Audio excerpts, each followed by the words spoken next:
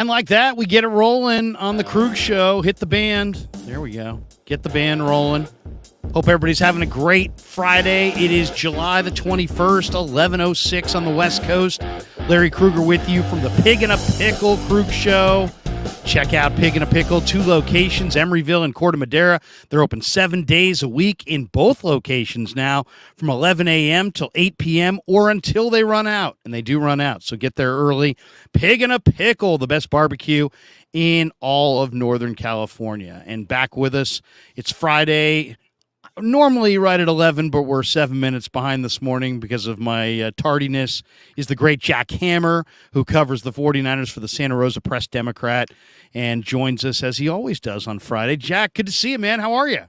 Good to see you too, Larry. I'm great. Today is my first day covering the team full time. I always have been doing it second job, kind of thing. And made the big move yesterday. So today is the first day that I can say I'm covering the team full time, and I'm excited for training camp, not having to worry about looking at my phone for anything other than football stuff. So I'm excited.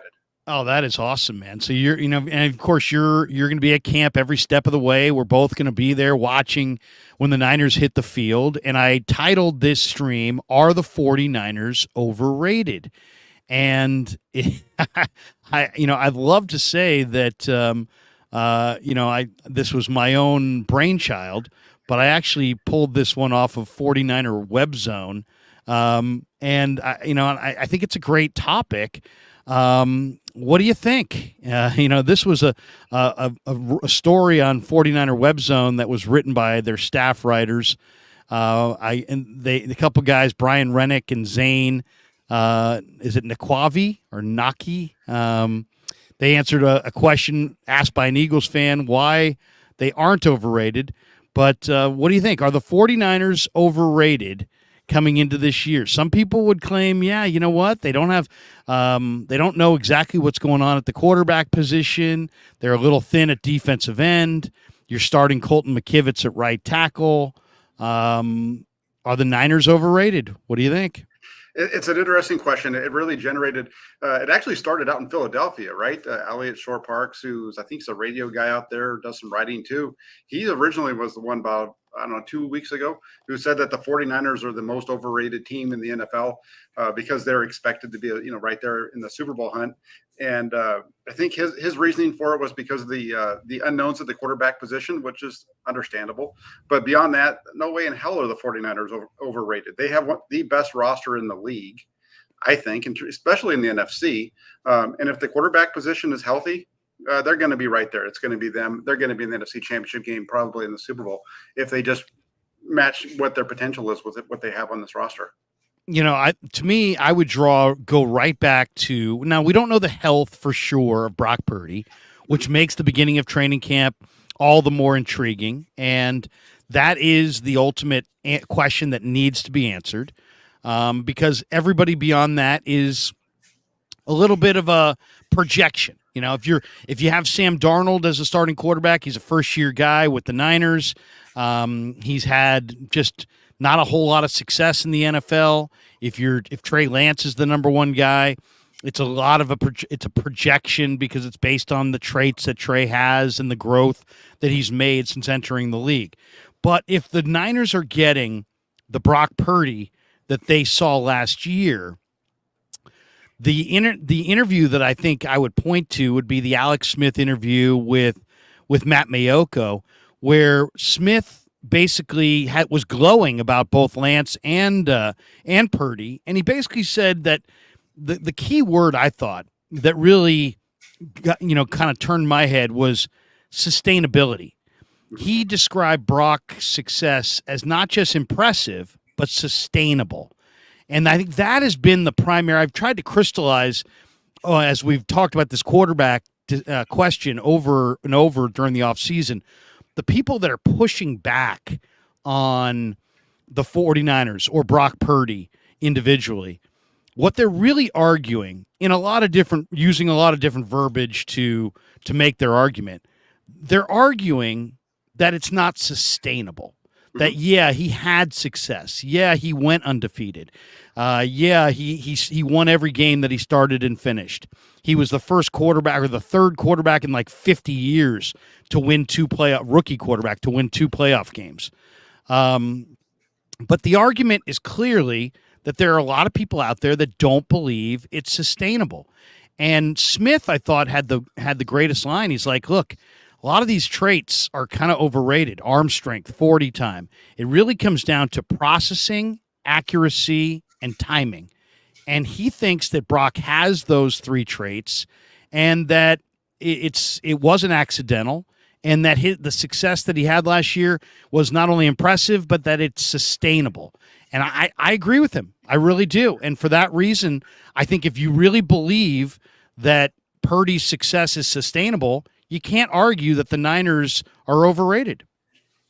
I agree. I agree with Alex Smith's assessment. I do believe that it's sustainable as long as he's healthy, fully healthy, and physically and mentally. I think it's completely sustainable. In part because we know what he can do. I don't think he's going to regress. One of the biggest things that people talk about is that the film is out there on him now. I push back on that one because I don't care if there's film out there because he's got Kyle Shanahan calling the plays, and Kyle Shanahan's one of the best play callers in the NFL today. So I don't have a problem with that either. And then you add in what the 49ers roster looks like. They have six guys that are in the top 50 in the NFL right now: Trent Williams, Deebo Samuel, Nick Bosa, Fred Warner, Christian McCaffrey, George Kittle. Those guys all help him out too, right? And you're talking about Alex Smith. I think the one that I really liked. I liked Alex Smith. That's why I wrote about it, what he had to say. But I was listening to Steve Young yesterday, and what Steve Young said was just he took it another level, right? Because he came out, and Steve Young is a guy who's really smart. He doesn't say things without knowing what he's saying, Right. And he said he came out and he talked. He said, you talk about the culture. That's what the 49ers have: the innovative offense, the play calling, the talent. It all comes together. And then when it comes to Brock Purdy, he says it's easy to say last pick in the draft at his size, arm strength, and everything else. There's limitations. When talking about Brock Purdy, I don't think you should speak that way because I think he's the kind of guy who's going to make you look like a dummy. And we've seen a lot of this offseason. A lot of people pushing back because of his lack of size, the fact that he's not the biggest, not the strongest, not the fastest. And my whole thing is I don't really give a rip about any of those things because we just saw him do it on the field. It's not like all of a sudden teams are going to shut him down. We've heard this for years in San Francisco since 2017 with Jimmy Garoppolo. And even with Garoppolo's limitations, they were still able to move the ball. They were still able to put up nearly 30 points a game back in 2019. So if Brock Purdy's fully healthy, if he's the guy that he was last season, give him some experience on top of that. I think the 49ers are fine. Well, I'll go as far as this. I would say that the 49ers may be underrated. I don't think they're overrated. I've seen people, ESPN is ranking the Niners lower than the Seahawks in their future power rankings. As far as I'm concerned, the 49ers have two young quarterbacks that I think are as good a young prospects as there is at quarterback in the league. And they also have kind of shown that they understand free agency. They keep picking off great players in free agency. 2 years ago, Charvarius Ward. This year, Javon Hargrave. They understand how to use free agency to not just complement their team, but to add significant pieces while at the same time manipulating the compensatory formula so that they let more players walk every year than they take in, but they take in difference makers, and then they take those compensatory picks, they pour them back into their draft haul, combine that with their day three success and their success of signing players after the draft. I think the 49ers have the best roster in the game right now when you're looking at star talent at the top of your roster and quality depth on the back end of the roster. I think, John Lynch and Adam Peters deserve a ton of credit for having both. I mean, there are teams that have great players, like the Rams had a few years ago. They had some great players. Stafford, Donald, Ramsey. I mean, they had some really great individual talents. But where were they thin? They were thin on the back end of their roster. Heck, go back to the dawning of free agency, the Cowboys in the mid to late 90s. They had great players at the end there with Barry Switzer, with Aikman and the triplets, right? And Irvin and Emmett and Novacek and some great players on defense. But what happened to them? They were very thin on the back end of their roster. The Niners have found a way in the salary cap era to have a huge core of great players and have really, really high quality depth throughout the back end of their roster. And so if you said to me, are the Niners overrated? I would push back in a huge way and say they're not just not overrated, they are underrated. Because if you look at the improvement that a team typically makes or a player typically makes in his career, the biggest improvement is year 1 to year 2. And the second biggest improvement is year 2 to year 3. Look how many players the 49ers have on their roster that are in, that year 2 or year 3 window. So I think that you've got the arrow pointing up on such a high percentage of players and so many great players on the roster that I think people are sleeping on how improved this team potentially can be. And I think once we see them hit the field, it's going to be apparent to everybody this is a juggernaut. Absolutely. This is the very top heavy team in terms of you look at the top end talent. I listed off some of those names, and I didn't even include Ayuk. I didn't include Hargrave, Greenlaw, Hufanga, who was an all pro last year. Their top end talent is as good, if not better, than everybody else. And then you start looking at what they've built behind it. I think for the 49ers, a lot of that, which we don't talk about when it comes to how good this roster is the job that the coaches do with developing this talent to be able to get a guy in the 5th, 6th, 7th round or as an undrafted free agent and turn him into a all pro like Talanoa Hufanga or what have you. That takes a ton of that goes to your coaching. A guy like Spencer Burford coming in as a rookie and starting every game at right guard, expected to be your full-time starter this season. A guy like Colton McKivitz, who we haven't seen a whole lot of, but they've been developing him for this moment for the last few years. And they believe in him. And I think, their roster and their offensive line is really solid as a result of it. This week there's been a lot of talk about the running back position, right? About how it's undervalued. Well, what did the 49ers do last year when they realized that there was a need and an opportunity? They pulled the trigger on a trade. They got the best running back in the NFL that fits their style onto their roster. And, a guy like Christian McCaffrey and everything he does that he brings to the table completely, transforms their offense and the way that it attacks defenses and it forces defenses to respond. And you add that again to Kyle Shanahan and the coaching staff. And this is 49er team is right there. If they stay healthy, we're looking, this is going into mid-February, I think. By the way, we've got, there we go. Look at this. Look at this. Look at this. We hit the comments for Hutch Serves Gaming. Where is it? I just lost it. There it is. Wow. Hutch Serves Gaming, $49.99. Thank you, Hutch. He says, congrats on 20,000 subs, Larry. You lazy. Keep grinding. You will soon be KMBR's owner. And the first day I own it, I'll sell it because it ain't worth it. No, I'm just joking. All my good friends at KMBR, though, they're not too happy with me after I took victory laps on their terrible ratings recently. But Hutch Serves Gaming, thank you very much, brother. Appreciate you greatly. Jack, let me just thank you, firsthand. I thanked you in the tweet, but when I announced that I had 20,000 subs, but this channel has now gotten to 20,000 subs, and guys like yourself are part of the reason. I'm talking to myself if I'm not talking to guys like yourself, and I just want to thank you for all the different streams we've done, all the different content you've provided our audience.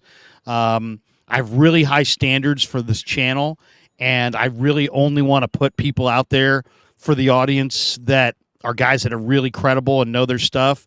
That's why you and I work together so well, because that's what you are. You know your stuff, and you really are on top of it. So I just want to thank you firsthand. I thanked you in the tweet, but I just want to thank you firsthand for so many quality hours of entertainment, so many quality hours of Niner analysis. The Krug Show audience has benefited greatly from your presence, and thank you, brother, for streaming so many times with me this year and chopping it up on one of our favorite topics.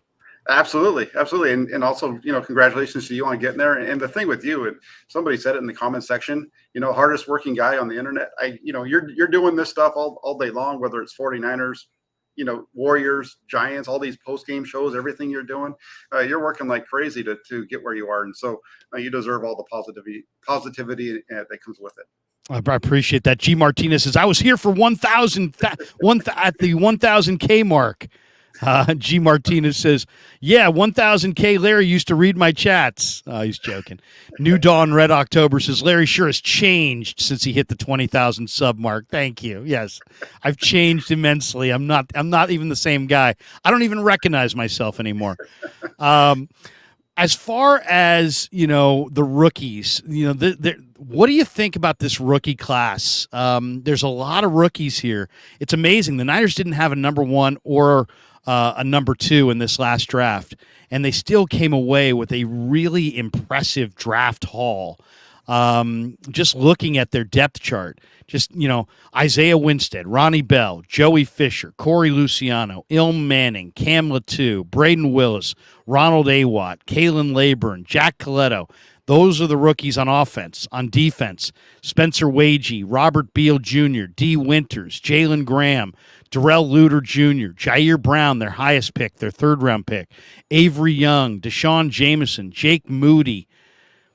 That's a lot of talent, man, from a rookie class that didn't have a first or second round pick. Give me the rookie or two that you're most eager to see this summer. It's funny because I think one of the guys right now, with everything that's kind of happening with the roster with Darrell Luter Jr. going on PUP, is I'm looking forward to seeing Deshaun Jameson, a guy who wasn't even drafted by the team. He really stood out as the offseason program went along, especially when we got to minicamp. So I'm really looking forward to seeing where he goes, because now he has an opening to really compete for a roster spot, depending on how long Luter is out. So I'm really looking forward to seeing what he brings, because again, I thought he was impressive during minicamp, especially. You always saw him around the football. So I'm really excited to see what he can do. Another one, Ronnie Bell. I want to see what Ronnie Bell can do, because Bell is a guy who he showed out really good in the beginning, and then he kind of faded away a little bit as we got towards the end. And then you've got the two tight ends, Cam Latu and Braden Willis, and where do they fit in with this, especially with, the veterans on this roster? I think, Charlie Warner and Ross Dwelly, they're fighting with those two for the number 2 and 3 spots on the depth chart. So again, on the offensive side, I think those are the names I'm paying attention to the most. And then you get over the defensive side, and I already talked about Deshaun Jameson, but Jalen Graham was a guy that I thought looked really good. D. Winters as well. So some really good stuff there. Spencer Wagee has looked good at times. I'm really interested too to see what happens here with Jair Brown, because that was the top pick. They traded up to get him. Where's he going to fit in? How does that whole thing play out? I've had a lot of people asking me, do I think that he's going to take the job away from at safety? From Tayshaun Gibson. Yeah, from Tayshaun Gibson. And I don't know if I think that that's going to happen, but I'm looking forward to seeing his progression. I want to see him with pads on. I want to see him. I know they don't tackle all the way to the ground, but I kind of want to see him in that environment, because we haven't had a chance to really see him make a play yet. And so I'm hoping that we get that comes out as we go through training camp. And then last but not least, the kicker. All right, Moody, you look at that one, and that's a pick that a lot of people were panning because it was a kicker in the third round. But I think once people actually see this guy, especially those that are at training camp and get a chance to see how powerful that leg is, we might see some people changing their opinions of him. Yeah, Moody looks just, he's just a different animal. It just looks different. We've been covering the team long enough to know and seen enough kickers to know, what good, average, and great leg strength looks like. And this guy may be even greater than any of those categories. He's got exceptional leg strength. Undeniable power. Now, if you don't make it, who cares? Nobody ever said, hey, did you see he missed? Yeah, he missed. But, man, did you see how far it went? Nobody really cares about that. Right. But the leg strength is undeniable. And, his nickname's Money. I think it's unfair to think he'll be as automatic as Robbie Gould. There's going to be some growing pains there for sure. He's going to miss some kicks. It's just the way it is. But I am eager to see him.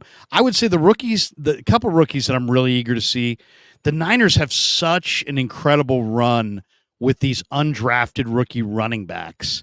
And, Ronald Awatt I had on the show about a month ago, and I'm just so impressed by Awat, who's from Nigeria and came over, went to UTEP, and he really showed in the mini camp and the OTAs exceptional hands. I mean, like this guy can catch the ball so naturally that it's like, wow. You look at it and you're like, that's what jumped out to me. It's like I've seen bigger backs, I've seen faster backs, I've seen shiftier backs, but this guy's got hands that he makes the catches look so relatively easy that I just think that he might be a real receiving weapon.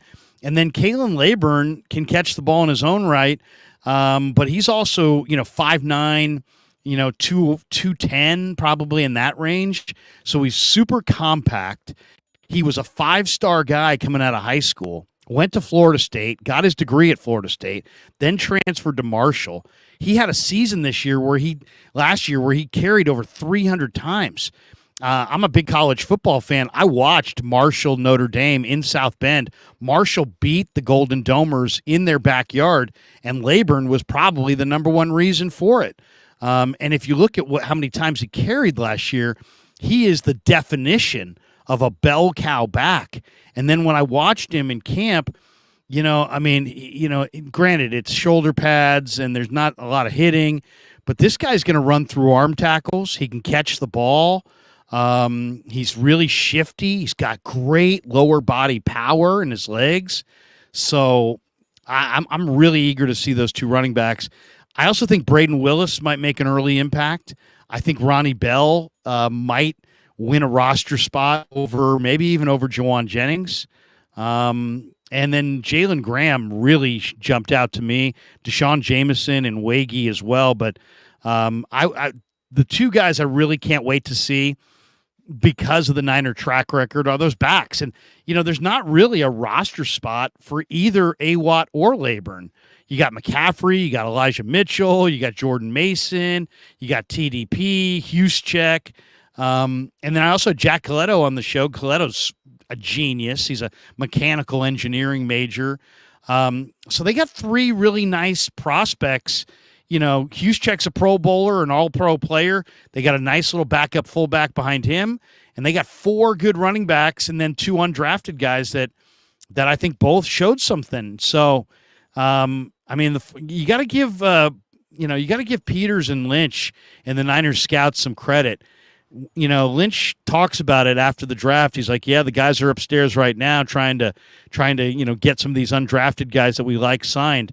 But in doing some of these interviews with Spencer Wagee and Coletto and Ronald Awat, it was pretty clear to me that one of the reasons the Niners do so well in the undrafted free agent market is that they keep track of and keep in contact with guys that they really, really covet that are going to be day 3 picks. And then, they keep in contact with them during the draft. I'm not saying other teams don't, because they do. But the Niners have done this expertly, and the proof's in the pudding. There's all kinds of, guys on this roster who are undrafted free agents, and the Niners are doing that part of the draft exceptionally well. Yeah, I think their ability to bring those guys in is huge. And I think part of it speaks to how well they've done developing guys. These undrafted free agents see the opportunity with the 49ers that other undrafted free agents have received. And then also how many of those players have been picked up and taken to other teams. It's you might not make it with the 49ers, but you're going to get coached up really well, and somebody else might see you and pick you up as a result because you're with a good organization and with a staff that I think teams around the league, really respect what they're able to do. And I think that helps them out. And it's kind of like the quarterback position, right? With Brandon Allen, we've had this discussion in the past. Why did Brandon Allen choose to come to the 49ers and be the fourth guy in the depth chart when he could have gone somewhere else and been a backup or maybe a third team guy? And it's all because of the opportunities that you get, not just while you're here, but the opportunities that it provides for in the future. So that's I think part of what's helped them be successful there. And then in terms of the backs, I'm with you on both of those guys. I haven't been as caught by either one yet as I was last year with Jordan Mason. But I also think Jordan Mason's one of those guys who's going to be, I think he has the opportunity to be a breakout player for the 49ers here in 2023. So we'll see. I think when it comes to the running back spot, it's Ty Davis Price. That's the question mark. Is Ty Davis Price going to step up to a point where he proves that he deserves a spot on this roster, or is one of these two guys going to come up and knock him off, kind of like what we saw last year when they cut the running back last year and he ended up in Philadelphia. So we'll see. Yeah, Trey Sermon. Taylor Broussard says, congratulations, Jack, on being able to cover the 49ers full time. It does feel good, probably, huh? That you're not like, dabbling here, dabbling there. And when you can focus on one thing, I mean, it's just like anything in life. If you can focus on one thing, you can do it better. I mean, your coverage of the Niners will probably be better this year simply because they will have your undivided attention, as they say. Yeah, that's the goal. That's the whole reason behind it. It's when you're focusing. There's only so many hours in the day, so when you've got to split half your time doing something else, to be able to just focus on training camp and not have to worry about being anywhere else, it feels good. Takes a big load off, and I'm excited to get out there. I'm excited to be able to take that next step in terms of spreading off here at training camp, because I love this time of the season. This is my favorite part. The off season drives me a little nutty. But once we get once we get to this point, I'm jacked up. I'm ready to go. I wish we were out there today for practice. I know. And somebody asked, the rookies reported. Why aren't you guys there? It's nobody's there, right, Jack? It's not like we're not there because we're lazy or anything. Nobody's allowed down there until what, Tuesday or Wednesday of next week? Is that what? I'm still waiting on the email, but I'm we not would sure be there if they allowed us there. We'd be there. Yeah, I'm not sure if they're going to have media availability on Tuesday, because that's the day that everybody's reporting. The practices actually will start on Wednesdays, so we're for sure going to both be in Santa Clara on Wednesday. This week is the rookies reporting. They're not going through practices; they're going through workouts. The coaches are arriving later on, that have just started arriving later on this week and weekend. So they don't have coaches. They're just getting those guys ready to go, get them in, make sure everybody's healthy, make sure they're all ready to go as rookies, and then let's roll everybody out on Wednesday for practice number 1. Rugar says, Larry, give recognition for the guy who gave you $49.99. Show some appreciation. Come on, man. Maybe I'm just behind in my chat, but are you kidding me? Hutch Serves Gaming. I already threw him up there. That's not just Hutch Serves Gaming. That's the man that I call the mayor of Murfreesboro, Tennessee. Hutch is awesome. Are you familiar at all with Hutch, Jack? Hutch will call my show, and it'll be late at night because I'll do a lot of post-game Giants, post-game Warriors, and he'll be talking like this. Hey, yeah, guys, how you doing? I thought the Warriors could have gotten a few more rebounds tonight. And so I'm like, Hutch, why are you whispering? He's like, well, my wife is sleeping in the next room. That's awesome. That's awesome. I can't wake up my wife. I need a place to sleep. Otherwise, I would be a little bit more boisterous. Yeah, that's the mayor of Murfreesboro. Hutch Serves Gaming. So yes, we give Hutch much love. All right, Greg Khan says, I have no questions regarding McKivitz. Always Drip 805 says, I hope McKivitz is an upgrade over Mike McGlinchey. Why don't we go right there? What do you think? I mean, I follow everybody. Grant is definitely questioning the 64 Madden grade attached to Colton McKivitz.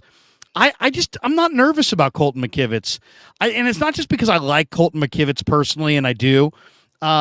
It's just that I really believe that Colton McKivitz is an upgrade as a pass protector from Mike McGlinchey. So I'm really not that concerned about what McKivitz gives the 49ers versus McGlinchey. Nothing against McGlinchey, because I think McGlinchey's a great guy and a really underrated player that got criticized a lot because of a few high-profile, lunges where he's out of position or he gets knocked off his pins and he's, horizontal to the ground. And people are like, look at McGlinchey, look at that, look at this. But in reality, Mike McGlinchey was a solid player, but he's getting paid like a player who's far more than solid. And I think it was wise for the 49ers to let him walk away. And I'm just not that concerned that McKivitz can do the job. I really believe he can. Give me your thoughts on the transition at right tackle. It's one of the big question marks coming into the year. Yeah, I think the 49ers offensive line as a whole is going to be as good, if not better, than it was last year. You've got guys who, like Spencer Burford talked about him earlier, who's coming in, and I think he's going to be better in year 2 than he was in year 1. Jake Brendel, same thing. First year starter, was an in a Pro Bowl alternate after his first season. That was a big question mark last year, right? Was basically the middle of the offensive line was the big question last year going at this time. And they all came out and they performed extremely well. And they're all coming back. They're going to have additional reps under their belt. You get McKivitz, who has performed at a decent level when he's been out at tackle. It's been up and down, which you would expect from a guy who's just barely getting reps in. You know, you look at his games against the Rams. Those were his 2 starts out at tackle, playing left tackle, mind you. And the 49ers won both. A game back at the end of the 2021 season, must win week 18 against the Rams, and he's starting at left tackle. And think about this. You had Colt McKivitz start at left tackle in that game, and your starting right tackle was Tom Compton. And that was in a win or go home game. And so that's why when I see so many people questioning the 49ers offensive line and their ability to hold up for this team to make a deep run, I'm looking at it, I'm saying this offensive line is as good, if not better, than it was last year. Colton McKivitz in particular himself, like I said, there's some questions there a little bit in terms of we haven't seen much from him, right? I don't think we've seen anything more from him really than we knew of Jake Brendel. When Jake Brendel stepped into the starting lineup at center, he had 3 starts. Nobody in 49ers around the 49ers fan base had ever really watched those games because those came, I think, back in like 2016, 2017. So we didn't know what he was going to do, and he stepped in right in. And it's the same kind of a thing with McKivitz here. We've seen little glimpses of him, but we haven't seen enough. And he just seems like a guy to me who gets it, right? So many of these 49er guys, because of the type of guys they bring in, they just kind of get it. And he's one of those guys that's just a football player. And I think the more reps he gets, the better he's going to be. So I'm really looking forward to him now that he understands his role, that he knows he's the guy. And I'm looking forward to seeing if he can fulfill that. It's the one concern I have on the 49er offensive line is the depth behind Trent Williams and McKivitz. You know, they're very inexperienced. There's not a lot of guys there. I can't say that I'm a huge Matt Pryor fan. We'll see where it goes. Mm-hmm. Jalen Moore, I really liked him a couple years ago, but has he regressed? I don't know, but it seems like his momentum has regressed. Alfredo Gutierrez is one of my favorite guys to talk to, and I think he definitely looks like he's put in work, but I kind of look at Alfredo as, kind of a borderline NFL player. Leroy Watson is another guy who has not a lot of experience, but he looks stronger. But can you lean on a Leroy Watson? This might be the area, and I saw, the Bengals depth chart. The Bengals have Deontay Smith, who's a young player from East Carolina, who's a young tackle, and they also have Lael Collins, and neither guy is projected to start. They may be a team that, some people are projecting them to cut Lael Collins. If Collins were cut in Cincinnati, I would snap him up right away. I mean, I really think that would be one. I would feel a whole lot better if the 49ers had one more player at offensive tackle that you could feel good about and not just kind of cross your fingers about. That would be, if they were a little deeper at defensive end, maybe a little bit deeper at offensive tackle. That to me, other than those 2 spots, I really like this roster. Yeah, I'll throw one other name out there that's on the 49ers roster already that I didn't hear you mention. Nick Zakelj. He's a guy that he played tackle in college. And I know that their focus for him is they want him to be more of an interior guy. But if push came to shove, I think he could slide out and play some snaps at tackle, kind of like, what they've got in the past there from the different players that they've had, inside. I think that he's a guy that could possibly slide outside and take up some of those reps if necessary. He's one of the guys that John Lynch pointed out this offseason is to really all the work that he's put in. So maybe Nick Zakelj is a name too that could jump in there if necessary. But I agree with you. I do. The backup role behind the starters is a little bit iffy at the tackle spot. I think they're pretty good on the interior with Zakelj and Feliciano, but that tackle spot would be a little concerning. So maybe it's one of those 2 that ends up having to bump out. Don't sleep on Ilm Manning either. He played left tackle at Hawaii, and I know he doesn't have an NFL left tackle build, but, man, he moved very well in the offseason workouts, and I'm looking at him going, wow, this guy played left tackle. He's kind of built like a center or a guard, and then watching him work out, I'm looking at him going, this guy moves incredibly well. I mean, and he's not 275 or something. He's 295. Now he's not 6'6". He's more like 6'2". And so that's, you don't see 6'2" tackles. And I don't know about the arm length. He's not in the NFL. He's probably not a tackle. He's probably a center. He might be a guard. But Ilm Manning did play left tackle at the University of Hawaii and played well. So that's another guy in a pinch that maybe they could throw in there. That to me is the one question on the offensive line. East Coast Red and Gold says, "What's up, Krug? What's up, Hammer? What's going on, East Coast?" Mike Monahan says Brock is going to throw for 4,200 yards, 37 touchdowns, 7 picks. Wow, those are big numbers.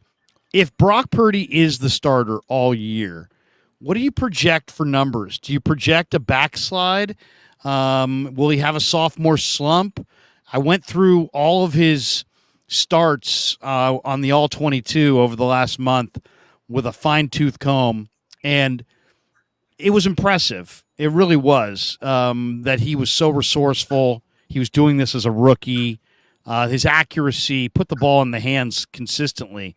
But I also counted about 20 to 25 footballs that easily could have wound up as interceptions. They didn't. But that's kind of the nature of football. If you're going to throw into tight windows, there's always the possibility, if you're off by a little. His accuracy and timing and touch are really, really good. But, he did do. Some people are anticipating a sophomore slump or some kind of a backslide. What kind of numbers do you think Brock's going to put up if he starts all year and is healthy? I think we're looking at right in that neighborhood of what Mike put up here. About 4,200 yards sounds about right, based off of what he did last year. Even if he slides down a little bit, the touchdowns, that's right about where he would have been with his touchdown percentage last year. The picks is actually down a little bit from what his interception percentage was. So it's right in that ballpark. I think there's been a lot of talk this offseason, as has kind of the case over the last couple of years, how the 49ers haven't had a quarterback throw for over 4,000 yards in a season since Jeff Garcia. And it's all a matter of these guys, their ability to stay healthy, right? And then the number of opportunities they get to throw the ball. The only time they've had a quarterback stay healthy to play every game of the regular season was 2019. And Jimmy Garoppolo was just missed 4,000. And the only reason for that he did was because they had the fewest passes in the league that year, or second fewest. It was under 500. I know that. So if Brock Purdy stays healthy, you've got a 17-game season, 4,200 yards sounds about right. That touchdown number is at a pretty high level. That might be, it's going to be right in that ballpark. I would expect those numbers, something around those numbers. I think it's going to be very high. I'm thinking right around 4,000 yards. I think 30 touchdowns, 10 picks, something like that. It sounds reasonable. Mm-hmm. Quincy Jacinto says, Kruger and the MFing hammer. Let's effing go. Whoever makes the calls when it comes to drafting needs to be kept and give them a raise. Yeah, the Niners have done a really, really nice job, for sure. Yep. My son jumping in with, I agree, hike the like button. That's right, hit like and subscribe, everybody. If you hit like, that helps the algorithm, help more people find the show. And if you hit subscribe and hit that notification bell every time we go live, you'll get a little notification on your phone that we're going live, and you can jump in and support the show. And also, at this point, we're about 38 minutes in. Let me thank our sponsors. Bottom of the screen, Marin Autoglass, marinautoglass.com, 415-883-3030. My favorite sausage is New York-style Italian sausage.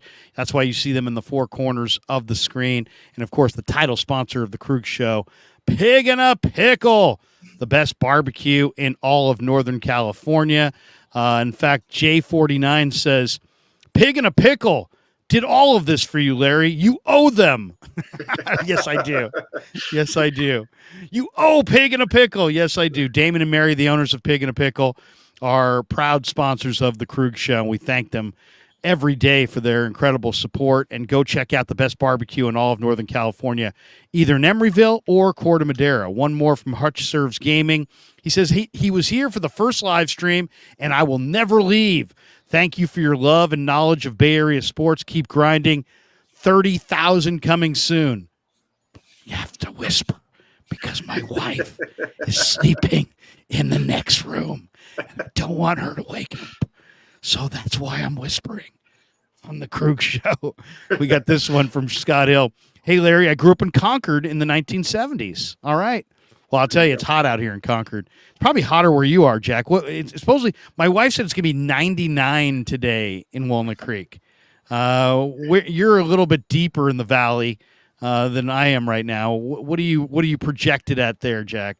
I'm sitting outside doing this on my back patio, and it is 95 degrees. So I'm getting ready, Larry. I'm getting ready for camp. I'm gonna be in shape when we get out there next Wednesday in the sun in Santa Clara. It's not going to be any big deal to me because I'm already out here at 95.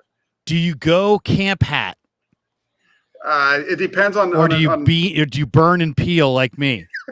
It just depends. I try to wear a hat most days just because my face will be red. It'll look like your banner, how dark your banner is. That's what my face will look like after about a day out there without a hat on. So usually I have a hat on. I may have to go buy a camp hat. I did get some new shades, so and they were $5 at Kohl's. They said they were $30, and I'm like, hey, I like these shades, and I lose shades so much that if I can't keep buying Revos for like $300, right? So I'm like, I just got to get some cheap shades, and I go in with my kid, I like the rose-colored lenses, and it said go to Kohl's. So I went into Kohl's.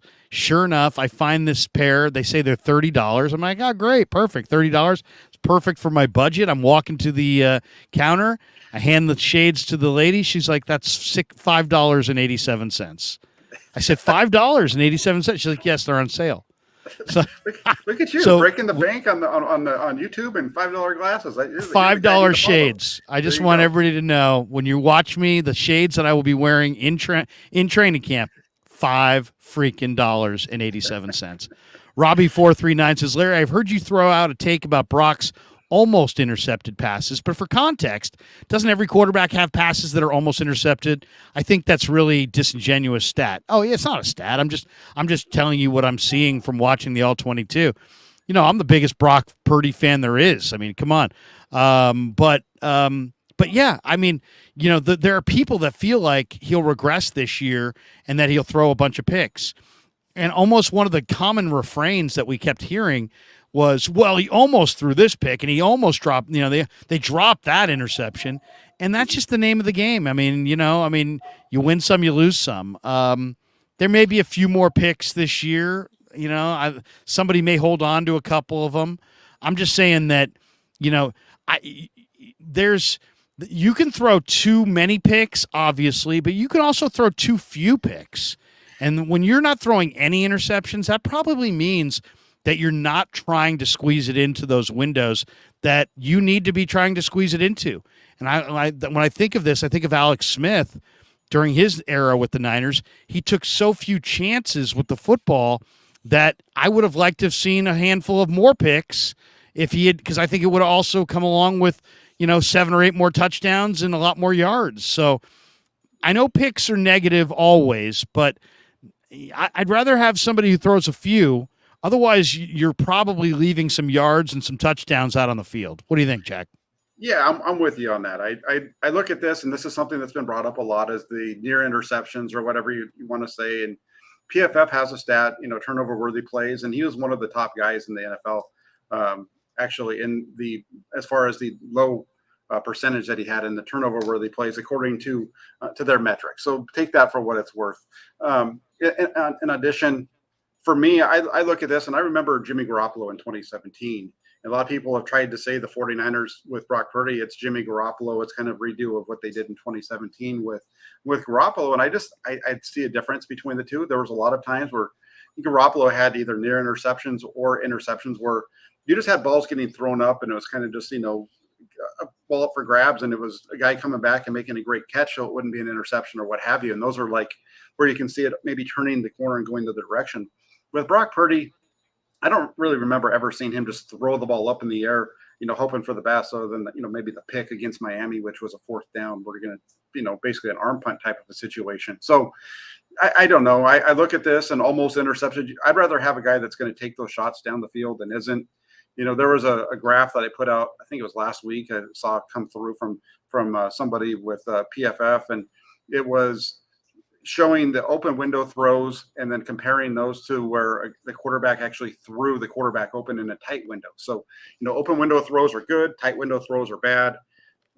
But Purdy was off the chart on this thing. He was well over, just in line with a number of other quarterbacks, the top quarterbacks, in terms of the number of open window throws.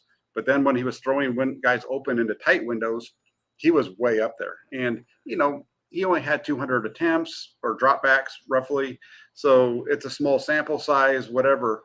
But this is a guy who, when he had those opportunities, was able to stick it in there. And I'll say this: I think the reason why you saw him be able to stick it in there is because this is a guy who, one, like you said, he's not afraid to make the throw. He believes in himself too. And then number three, he throws with good anticipation and timing within the structure of Kyle Shanahan's offense a lot of times. And all that stuff kind of plays together. And I think that's why we've seen the 49ers be so high on Brock Purdy moving forward is, yeah, he might not have the biggest arm. He doesn't have Patrick Mahomes' arm. He doesn't have Josh Allen's arm. But he makes all of the plays that they require in their offense. Exactly. I mean, and we're going to find out if he's diminished from the elbow injury. If he's not diminished, I feel great about their situation at quarterback. What do you think of Trey Lance's quarterback coach saying that we're going to see a noticeable difference? Jeff Christensen, former NFL quarterback, worked with Lance and Patrick Mahomes this offseason. I think Lance looked better to me in the mini camp and the OTAs than he looked at any point last year. He just looked more comfortable, more just like he mastered every drill. He reminded me a little bit this offseason of Purdy last offseason, in that he mastered the drills in the OTAs and in the mini camp. But Christensen says we're going to see a noticeable difference in Trey Lance. Is that Christensen tooting his own horn? Do you think, based on what you saw, you think that that's going to be the case? What are you expecting to see out of Trey Lance this summer? I hope that what Jeff Christensen said is on the money. That's what I hope.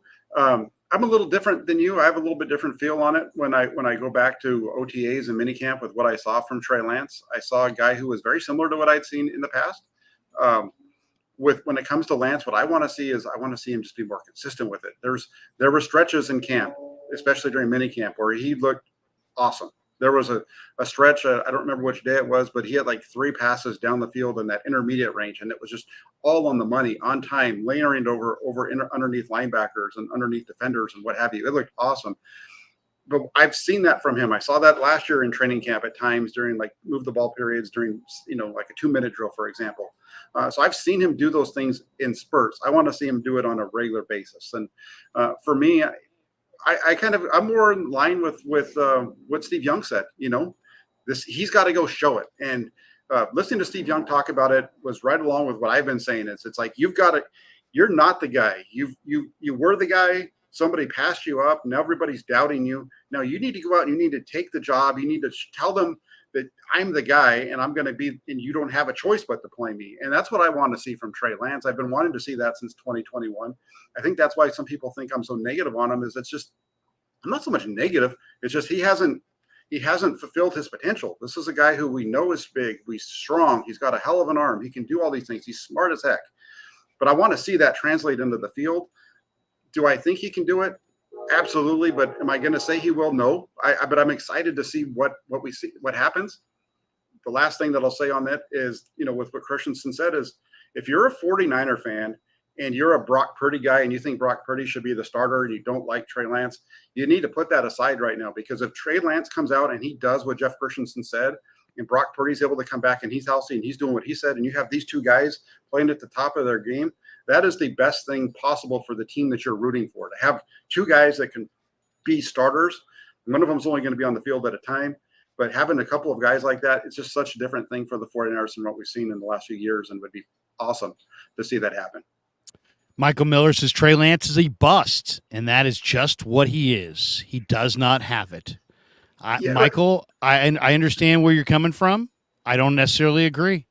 I think you're talking about, we got to remember the context of who he is.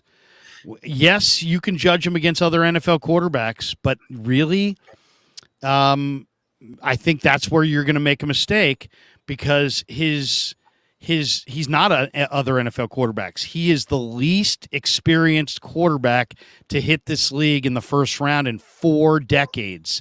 And I'm not giving him a pass, but I'm also not I'm not going to bury my head in the sand and pretend that he played 4 years at Michigan. He didn't. He played basically 1 year at North Dakota State. And the Niners drafted him because of traits that they loved, and they still love those traits, but there's a transition period. And he had a redshirt year, then he lost a year to injury, and now we're in year 3. So I personally, I think I agree with Alex Smith. He says, Alex, like, I really like this kid a lot. He's got to block out the negativity, focus on what's really important, and just focus on improvement. I think Trey Lance is going to get there. I don't think he's there today. I really don't. Even despite working with Christensen and being more knowing the offense better, knowing the receivers better, I don't think he's there yet, but I think he's on the road to being there. I really do. I do not feel confident that I wouldn't, like, if the Niners came to me and said, Krug, we'll do whatever you think we ought to do with Trey Lance, what would you do? I would say keep him and renegotiate the deal. Figure out a way to keep this guy for a few years and renegotiate the deal. Because if you trade him, you're going to look bad on the back end. He's going to get it together. Football's too important to him. He's too smart, too athletic. I don't feel good about trading him. I really don't. Now, if he plays well this preseason and somebody comes to you with a real attractive trade offer, I'd have to look at that. But I do not feel good about trading him, and I absolutely would not just to save a few bucks. I just wouldn't. No, I love Michael. Michael's the guy that used to call into my show when I'd be doing the call-in shows, about a year ago this time, and he was always arguing with me on the opposite of this side. He was always telling me that Trey was the guy and that I needed to be more pro Trey. So it was opposite. So you convinced him. You're right. I kept telling him, and it wasn't really so much that I was arguing against Trey, but I was saying, I was a little bit more pro. You were playing devil's advocate a little bit, and also just trying to make him think. Well, I was a little bit more pro Jimmy Garoppolo in terms of, like, look at what Jimmy Garoppolo's actually accomplished, right? Because he was very negative on Jimmy Garoppolo. That's why he wanted to see Trey Lance, those kind of things. And it's just funny to see him. And I'm not trying to take a shot at you here, Michael. It's just kind of funny to see how he's transitioned over to this side now, where he thinks that Lance is a bust. And I don't agree that Lance is a bust. I've never said that he's a bust. He's a work in progress. The thing for me when I look at Lance is there's so much projection of people who are saying that he's going to be great and all those kind of things. And I've seen him on the practice field for 2 years, and I've seen a guy who shows me that in spurts, but he hasn't put it together. Like even Brock Purdy last year in training camp was more consistent, I felt, than what we saw out of Trey Lance on a day-to-day basis, right? That's the key word. It's consistency. It's about consistency. And that's for me, that's really all it comes down to. And I think when you look at the 49ers offense, you look at the way that it operated with Brock Purdy, you look at the way that it operated with all these other quarterbacks. With Trey Lance in there, it's just been disjointed for whatever reason. And it's, some of it's on Trey, some of it's on, other players around him, but it just hasn't all come together yet. And Trey hasn't been, I think the biggest thing is efficiency, right? Consistency, efficiency, whatever, those words kind of go together. And that's what we need to see out of Trey Lance on the field for him to really be able to fulfill what the 49ers saw in him when they made him the number 3 pick in 2021. J49 says, love this show. Here at work, I must deal with Raiders and Sea Chicken fans. Go Niners. J49, just quit. Just go into the boss and say, I quit. I don't want to work with these Raider fans. I don't want to. The guy behind me likes Pete Carroll, for crying out loud. Get me out of here. That would be great. Hey, J49, we're glad you're enjoying the show. We definitely enjoy doing the show as much as you're enjoying watching it. A couple things on the Trey Lance. A couple good comments in here. Tripp says, I like Brock also, but to call Trey a bust shows you don't know football. The kid has to play to be a bust. I think, well, I wouldn't be quite that harsh, but you know what? I just think it's premature, and we're in an instant gratification world. And all I would encourage anybody to do is do the same exercise that I did this offseason. I went and I looked at every quarterback who's ever made the Hall of Fame and how they looked early in their career. Just because I wanted to see for better context, what the best of the best, the creme de la creme of NFL quarterbacks in our lifetime, how did they all start? And most of these guys played full collegiate careers, right?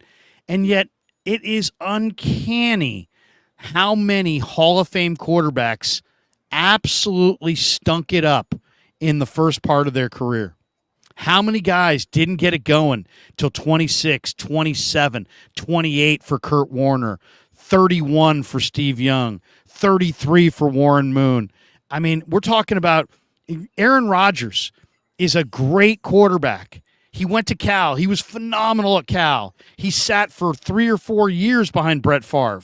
Guess what Aaron Rodgers did his first year in the NFL? It was like 6-10. It wasn't very good.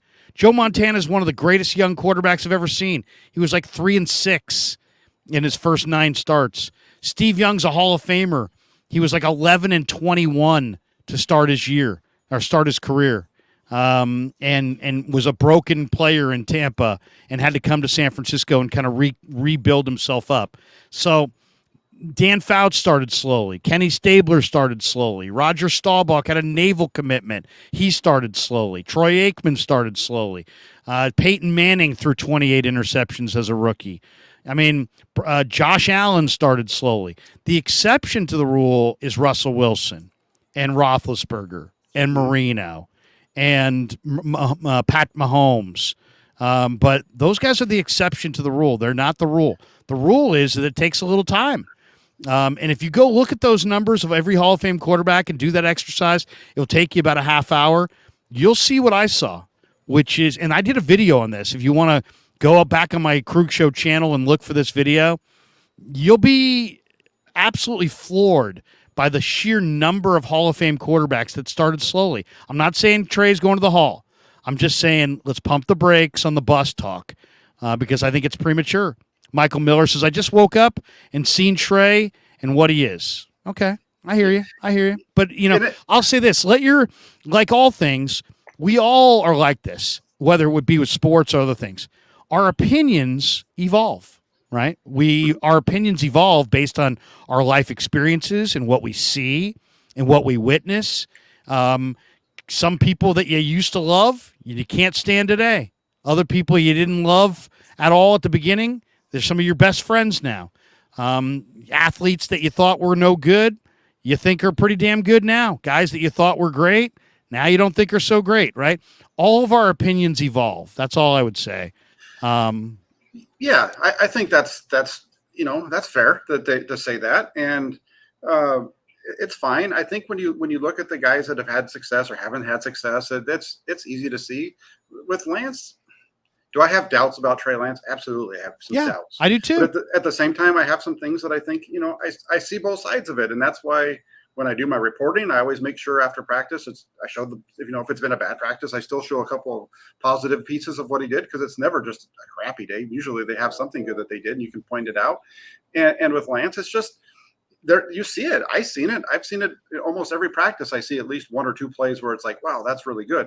It just needs to happen more often. And you talked, Larry, about the guys in the Hall of Fame, or the guys that have been really successful early on, and how many have one side or the other. You look at the guys that have been really successful early on, especially like a guy like Roethlisberger. I just talked about this last week with regards to when I was doing something on Brock Purdy, or even the Russell Wilson up in Seattle, what have you. These guys that have been really successful that early on in their career, part of the reason they've been really successful in terms of wins and losses is because they're on good teams and they have a lot of talent around them, right? That's one of the things about it. When you look at a guy like Ben Roethlisberger in Pittsburgh, he was on a very good team, very good Steeler team. A very good Steeler team.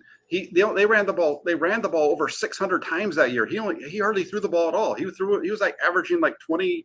I think it was 21 passes a game that year.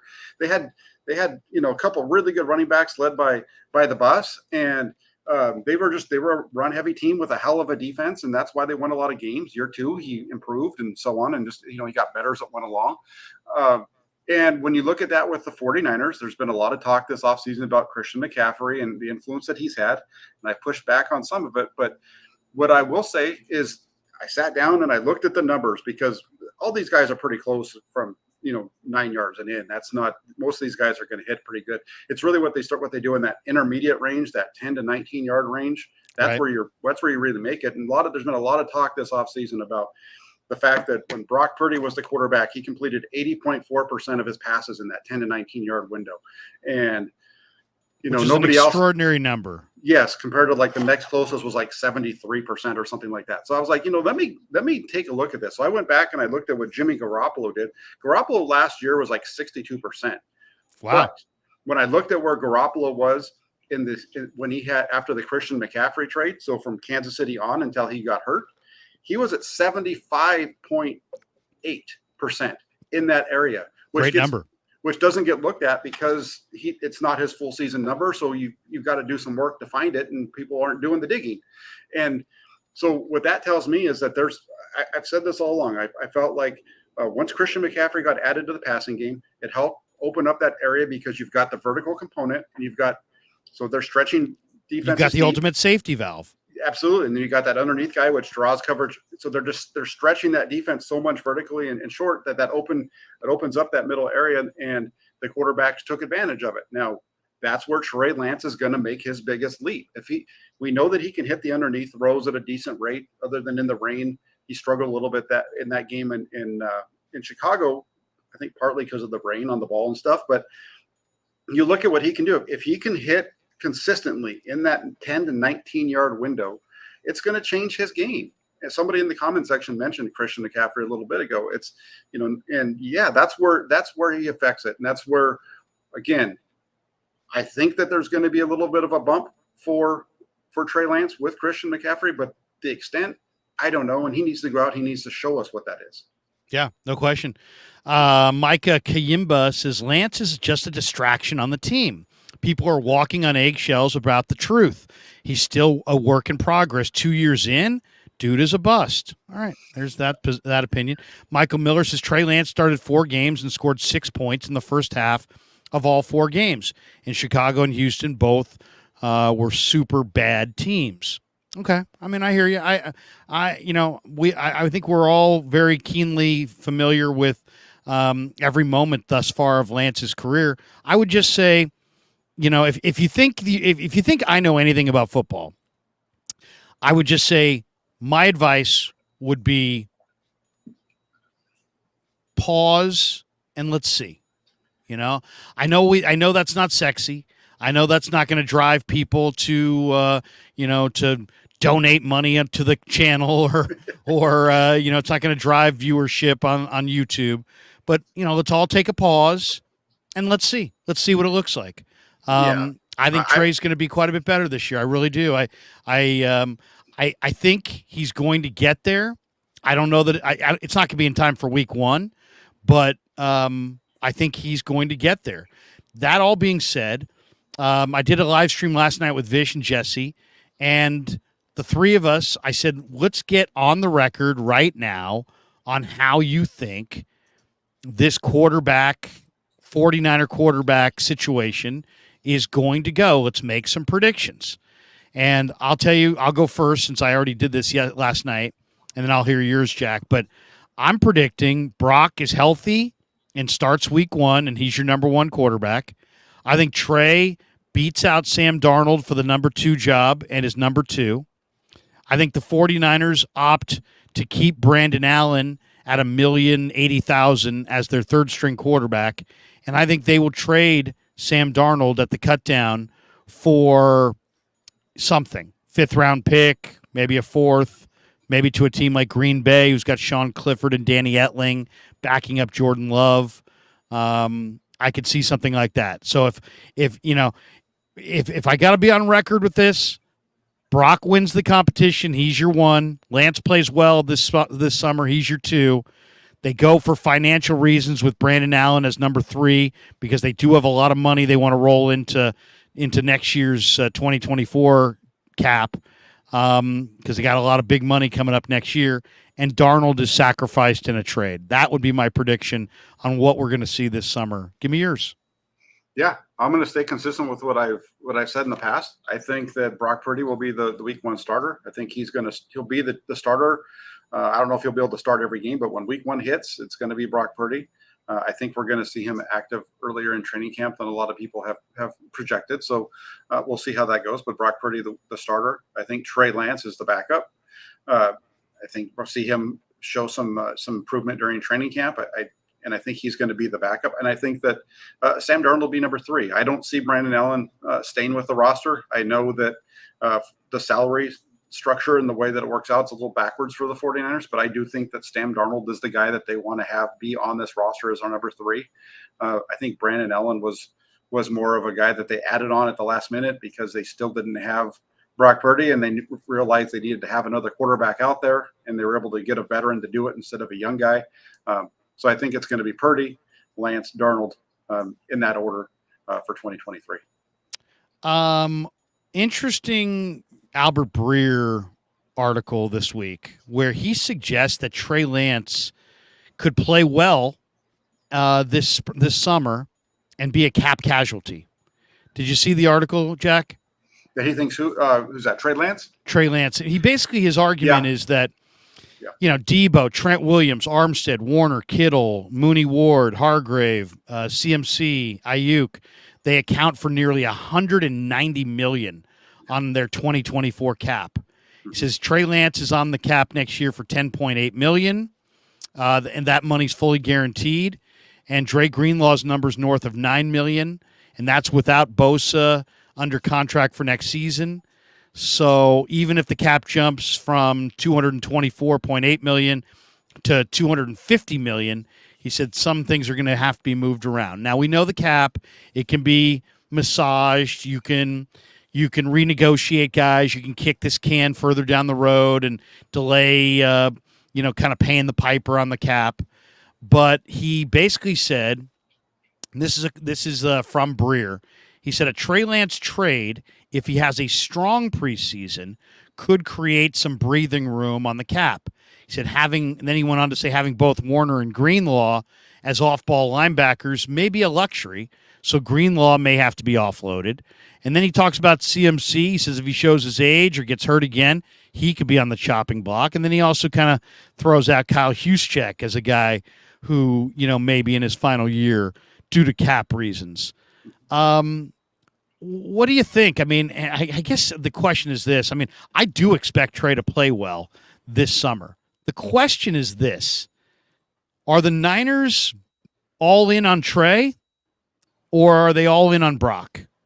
And I know they're starting Brock, but that doesn't mean they're all in on Brock. That just means they may feel that Brock is ready to win right now.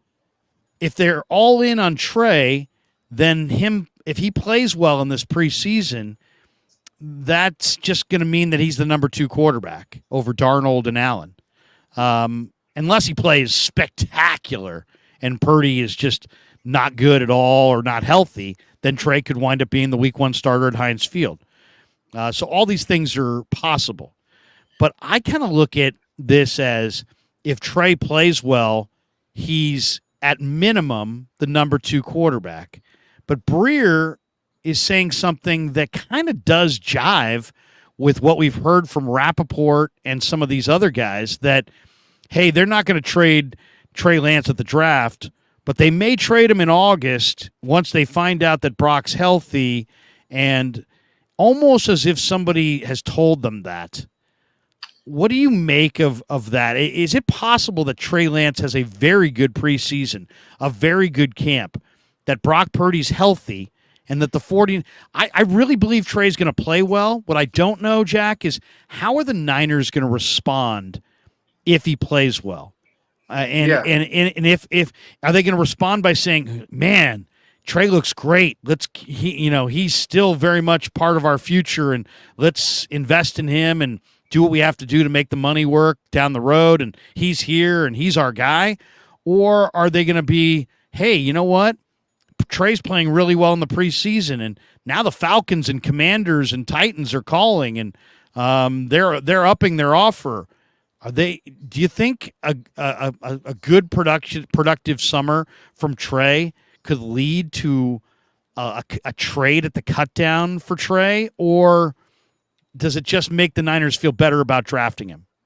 I think it's a big question.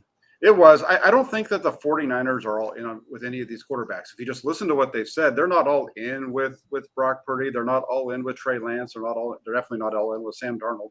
They like what they have, but they haven't said that this is our guy. They haven't. They haven't. You know, like last year, you knew they were all in with Trey Lance. They haven't done that this year, even with Brock Purdy, and they haven't done it Right. with any of their guys. So to say they're all in, I don't know about that. In terms of the scenarios of a possible Trey Lance trade at the end of training camp or late in training camp, that's not, to me, that's not new. I was saying that months ago, uh, that's if there was going to be a Trey Lance trade, it was going to be happening at the end of training camp. They're going to need to know that Brock Purdy was healthy first. They're going to need to know that whoever they have as the backup, we know it's Sam Darnold now, is capable of handling that position. They're going to have a third guy that can fill that spot, and that's what they have now. It's not a rookie like I was expecting it to be. It's a veteran in Brandon Allen, but they have depth throughout that position. And so if the Foreigners are going to trade Lance, that's when it's going to happen. I just find it hard to believe that a team is going to trade for Trey Lance unless there's an injury.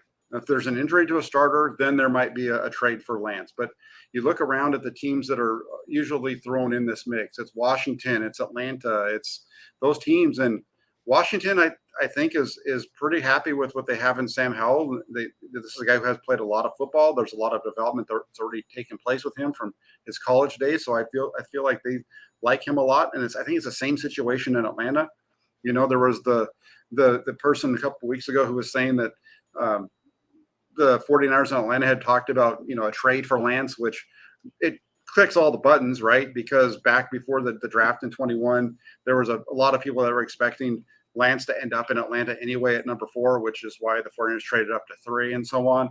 So, you know, is he going to get traded? Is it? I find it to be a tough situation to trade him. Although it'd make a ton of sense if the 49ers could, right? Because he is on their books for 10.8 million, like you said, next year. They don't have a way of getting out of that unless it is through a trade. They're going to be stuck with that money. You know, I don't know if, and with the way they are up against the cap already, that's one way to save about $5 million for next season. Other than that, you're having to go out and redo contracts with some of your veterans, or, you know, possibly Trent Williams retires, which frees up a bunch of money for you and stuff like that. But that's where it's interesting. And I think that's kind of why, that's one of the reasons why I thought they might trade him. I think that's why you see the guys on the national level that are going that direction too, trying to connect dots, that would be a possibility just because of the whole salary cap situation. I think that where that's coming from a national level is Foreigners are over the cap. Lance is going to get paid a lot of money next year. The only way they can get rid of it is through a trade. So I think that's why we're seeing it. If you know, if I said to you, two guys, as I said, the NFL cap, it's hard to get too exercised about the NFL cap. Why? Because it goes up every year, and you can always, as I said, you can kick that can one more year down the road. You can renegotiate guys. Guys get hurt. Guys retire. 1 year of an NFL player's career is like 4 years of a baseball player's career. You really have to take the thing year to year. But of those players, Debo, Trent, Armstead, Warner, Kittle, Ward, Hargrave, McCaffrey, Ayuk, Bosa, Greenlaw, Lance, Juszczyk. I think that's the entire group. I mean, first of all, it's an awesome array of top-tier talent. But if I said to you, you know what? They can't renegotiate everybody, and they can't kick the can down the road, and they're going to have to say goodbye to 2 of those guys going into 2024. Who are you saying goodbye to? Trent Williams and Kyle Juszczyk are the top 2 for me that I think would be gone. Wow. I love Trent Williams, really good offensive lineman, one of the best in the game. He's getting up there, though. His contract is extremely high. And he had talked about possibility of retiring after this last season. So I think maybe retirement becomes a thing next year. Kyle Juszczyk, again, a guy who is very versatile, fills a great role for the 49ers with what he's able to do. But I think he's kind of getting there too. They don't utilize him really quick on Kyle Juszczyk. They don't utilize him nearly as much as I think they should. I think he should be utilized way more than he is. But I think those are the 2 Eric Armstead is a guy who's already been doing business with the 49ers in terms of restructuring his contract. I think you restructure his deal. I think you restructure Warner as well. He's right there. Even Deebo Samuel. Deebo Samuel's a prime restructure candidate for next year. He only has $6.5 million or $6.7 million, excuse me, in guaranteed money. He has a $20.97 million salary next year. That's 20.9. That's about $19 million that you can restructure right there, which you're gonna save probably about 10 at the end of the day with the what it would cost. So I think that's all these other guys are guys you can restructure. Travaris Ward is another one, that he's already gone and done that restructure route with the 49ers. He's up to almost $18 million against the cap. I think he gets restructured. So I think they're going to see a lot of shuffling around, a lot of kicking the can down the road with some of these guys. The 49ers, you look at it overall, yeah, it looks like they're in a bad spot. This is one of the things we talked about the roster and how strong it is. They're what they've done with their contracts to allow flexibility to move money around, make sure their guys are getting paid, all that kind of stuff. That's one of the other reasons why they've been at the top for the last 4 years. Yeah, no question about it. All right, let's hit some quick hitters before we get out of here. It's starting to get really warm. Tell me about it. I'm telling you, man. Are you sweating? I'm sweating a little bit. All right, and I'm not nervous. Man, this show is killing me. I'm just nervous as hell. But give me the other story that came up this week, and this is the unhappy side of football. Is there's always injuries, and we've already seen Darrell Luter Jr. placed on the PUP list ahead of camp. Any speculation as to why? Do you know anything? Does anybody know anything? Nothing's been reported. How much of a concern is that Darrell Luter is at least going to start training camp on the PUP? Yeah, I haven't seen anything about it. I kind of remember back during minicamp, it seemed like his reps were kind of slowing down in terms of how often we were seeing him on the field. But no, I haven't seen anything as to why. In terms of it being a concern, it's, I don't know. They've got a guy, they've got some guys already there that they can fill in. Samuel Womack, it means that we're going to get to see more of Sam Womack. It means we're going to get to maybe get a little bit better look at Ambry Thomas and find out if he's worth keeping on the roster, a third-round draft pick in 2021 who really fell off the map last year after having a decent, finish to his rookie year. Means we're going to get more looks at Deshaun Jameson out there as well, Quantrez Knight. Yep. So, not having Darrell Luter out there when training camp starts, if he's not out there, it just opens the door for us to see some of these veterans that need, or in Jameson's case, an undrafted free agent who need looks in order to decide where they're going to fit on this roster. Because I think Womack makes this roster regardless. Ambry Thomas, I think, is one of those bubble guys, so he needs to make the most of that opportunity if Luter's not out there. Yeah, I think they actually have covered themselves with some good depth at corner. So as long as he's not out for an extended period of time, they should be all right. And it should just give other guys a chance to, as Jack says, get a few more reps. J49 says, get an AC unit, Larry, or see if the wife will let you in the house. Oh, thanks. I appreciate that. Honey, please stay outside. We get this one from Clarsard49, who told me his grandmother watches the show. He says, Krug, I get the carpet on the wall, makes it soundproof in the studio, but geez, can't imagine the heat. I know. I mean, I built this studio in my garage, and I don't have an insulated garage. So my garage is like, Qatar. And it's like the World Cup in Qatar with it's 132 degrees in the garage, so it's like I'm sitting here just dangling by a thread. That's why all my summertime streams are in the morning. Somebody, hey, can you come on at 9? No, that time doesn't work for me. How about 7? No, that doesn't work for me. How about 5? Have you thought about quarter to 4? Yeah, I'm thinking 3:45 a live stream. What do you think? We're gonna turn it on, and we're gonna see Larry with one of those Camelback things on, sucking on the straw to keep himself hydrated at 3:00 in the afternoon. Or I got one of those hats with a straw that comes down. That's right. There you go. I made myself a fruit smoothie, and I put a bunch of ice cubes in it. But now I'm out of smoothie, and I'm starting to fade. And all of a sudden, just in the middle of the stream, I just. Hey, I'm with off you. to the side. You got kicked out to the garage. I'm outside in the backyard. We're both dealing with the conditions here, Larry. We're true pros right here. That's what you got on this show today. You know what I love about doing the stream with you, Jack? I know exactly what time it is when the 11:55 train rolls by. Boop, boop, boop. That's right. That's why I had the mute button working overtime this morning. The trains are off schedule a little bit. We haven't had the Purdy Express go by yet. All right, here's one that I find interesting as well.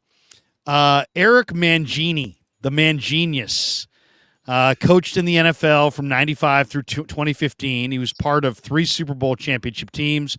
He was the AFC Coach of the Year in 2006, and he actually spent time with the Niners, 3 seasons, including 2015 as the team's defensive coordinator. And I think one of those years he was an offensive consultant. And he's now an analyst with the 33rd team. And he believes the Niners should find a way to use Trey Lance.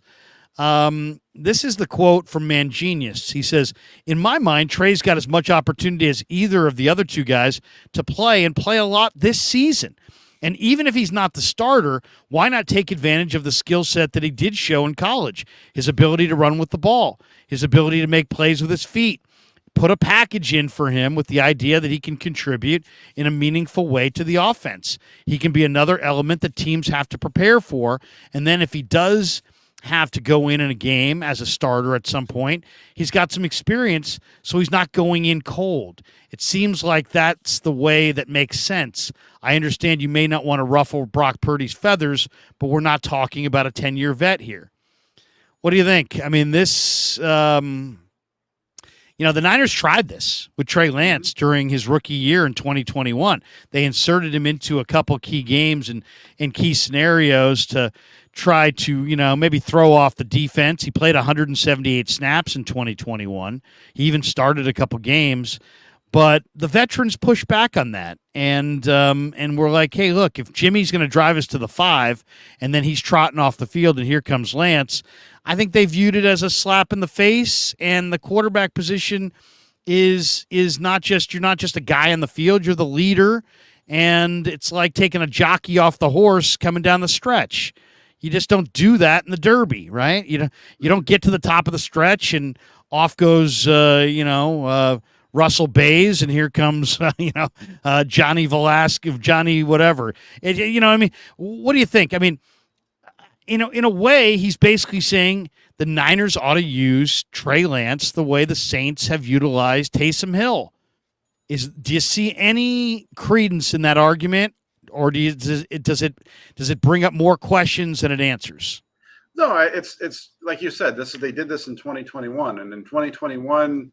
What we heard from Kyle Shanahan was it made calling the game harder for him because when Trey Lance would go onto the field, the defense was reacting in a different way than what they were getting with their starter, and so it was kind of throwing off the play calling rhythm. They put him in, the defense would kind of adjust a little bit, and so they weren't getting the same looks that they were getting. So and there's also the part like you said with the veterans, going and complaining about it a little bit. And I remember we all asked the question after question to Kyle Shanahan that offseason and to the players, about this whole dual quarterback system, having 2 quarterbacks and the impact that it has on the players or on the coach. And, I could see if there's a possibility. I mean, here's the thing. You look at it and you look at last season, the 49ers were scoring in bunches when Brock Purdy was on the field. It doesn't make sense to me if you're putting up 33 points a game with 1 quarterback that you all of a sudden need to use 2. I just don't see that as being the case. You play, where you do that is if all of a sudden the starter isn't effective in a certain area, if there's a certain area that he's maybe struggling in, then it makes sense, and like Micah says here, and this isn't against Trey Lance. I agree with this. The 2 quarterback system's a joke. I just don't think it works. I don't think there's ever been a team that's won a Super Bowl using the 2 quarterback system on a regular basis, like rotating guys in and out. I know, yes, you can. Yeah, the older guys in the audience can point to the Miami Dolphins back in like 1972. I think they did it a little bit with Bob Greasy and I think it was Earl Morrall that season. But I mean, come on, the 2 quarterback system really doesn't work if you're going to be a high level Super Bowl team. I just don't see that playing out. Are you familiar with Rohan Yeah. Chakvarthi? Yeah. Mm-hmm. He writes for 49er Web Zone. He's got a pretty Yeah, interesting article up. Why don't we finish with this one? He's sure. got 5 49ers on the roster bubble ahead of training camp. Um, I'll give you, and I don't necessarily agree with all of these because one of them's Nick Sakel, and I don't think Nick Sakel's on the bubble. I think Nick Sakel's on the roster, but I hear where he's going. I'll throw out some players. I'll throw out his 5, and then maybe a few others, and you just tell me they make it, or they get cut, or traded. All right, here we go. Ambry Thomas. Ambry Thomas, according to Rohan, on the roster bubble. Does he make it? Does he get cut or traded? Thomas, it all depends on what happens with Luter. If Luter's healthy and if Jameson can step above him, that's how he gets bumped off the roster. Otherwise, he makes it. So one of these younger guys needs to step up and beat him out, I think, to make it. Otherwise, he's on the roster, I even though think he's on the bubble. I have him as the 7th corner, but I think there'll be some injury along the way. Heck, Luter's already hurt, so I'll say that Thomas makes it as the 6th and final corner. I think they'll go 4 safety. I think going 10 DBs, 4 safeties, 6 corners, and I think Thomas gets that final spot. Javon Kinlaw. Yeah, that's a good one. He's definitely on the bubble. He's a guy who, let's see what happens there because I think he'd be a really nice fit for the 49ers in a situational position, where he's coming off the bench and he can just do certain things if he's fully healthy. But I do agree. I think this is a really good one here as far as being on the bubble because you've got guys like Kevin Gibbons who can give you a lot of snaps. You've got Khalid Davis coming up. You know that he's a player and he's done well when he's gotten his opportunities. T.Y. McGill, a veteran who looked really good last year as well. And the other thing on top of that is you have Hargrave, who is going to take a high percentage of snaps if he's healthy. So maybe they go with one less defensive tackle this year. Maybe Kinlaw's the guy that they decide to – they get something at the end. They get peanuts, a 7th-round pick in 2025 or something like that where they decide to move off them. So I can see this being that's a really good one from Rohan. Yeah, over his first 3 seasons with the 49ers, Kinlaw's played in only 24 of a possible 49 games. And he just didn't look good at the end of last year. It doesn't really make sense to trade him, but I think he's too good to cut. Though the numbers game's going to be intense with McGill and Givens and Kalia Davis and Hyder, and I'll say he makes it, but I don't feel confident about it. All right, Demetrius Flanagan-Fowles. Yeah, that's another. Dang, Rohan did a good job on this list because that's a good one too. I've had Rohan on the channel a couple of times. He's a good dude, and I'm pretty sure he'll be on training camp with us too. But yeah, that's a good one. Flanagan Fowles is definitely a guy that I'd have on my list too, especially when you have I think you've got Oren Burks, Curtis Robinson, Marcelino McCurry-Ball. I think those 3 can all be your second linebacker group, and then you have D. Winters and Jalen Graham. So Flanagan Fowles, a guy who's getting paid a little bit more than you really need for a backup linebacker. Yeah, I think that he's definitely on the bubble. Yeah, I could see him traded. I think the 49ers are going to keep 6 linebackers. I think it's going to be Greenlaw, Warner, McCrary-Ball, Jalen Graham, D. Winters, and Oren Burks. I think those 6 guys make it. And I think Curtis Robinson maybe slides back to the practice squad, but I think Flanagan Fowles may get dealt for a 7th-round pick. I could see it as the thing goes down, it gets cut down. Ross Dwelley. Yeah, that's another really good one. With Dwelley, it all depends on what they do. If Dwelley makes this roster, he's making it for his special teams ability. So that just depends on what they believe that they're going to get out of the 2 rookies. In their ability to play special teams, Latu and Willis. Willis is a guy who I think with his athleticism can step into Dwelley's role on special teams, even though I haven't seen him do it. That's just a guess on my part. But yeah, I could see Ross Dwelley definitely being on the bubble. I would throw Charlie Werner in there too, because when you look at the guys that they picked up, you've got Cameron Latu, who's kind of like the Charlie Werner player, more of a blocker, but can get down can make some plays with his hands. And then you have Willis, who is more of the move guy, the off ball, off the line tight end type of player, which is what Ross Dwelley has been for most of his career. So I think both of those tight ends for the 49ers are on the bubble. I agree. In fact, I'll go further. I think Latu and Willis take the jobs away from Warner and Dwelley. I think Warner and Dwelley wind up getting cut. And then he's got Nick Sakel. I'd say Nick Zakelj for sure makes the team. The question is, how many offensive linemen will the 49ers take? I think you got to take 9, which would be Trent, Banks, Brendel, Burford, McKivitz. Those are your starting 5. And then I've got Feliciano 6, Zakelj 7, probably Jalen Moore 8, and I would probably go with Joey Fisher 9. So I got 9 offensive linemen, which would be one more than some people have. But I that means I've got Zakelj making it, but I think like Pryor, I think it maybe gets cut. My backups once again: Feliciano, Zakelj, Jalen Moore, and Joey Fisher. Yeah, I just don't see this one either. I think Zakelj is the guy who's going to make this roster. I think he's as much of a sure thing as you can when it comes to a backup offensive lineman. John Feliciano is going to make this team. He's a really good swing interior guy, center guard.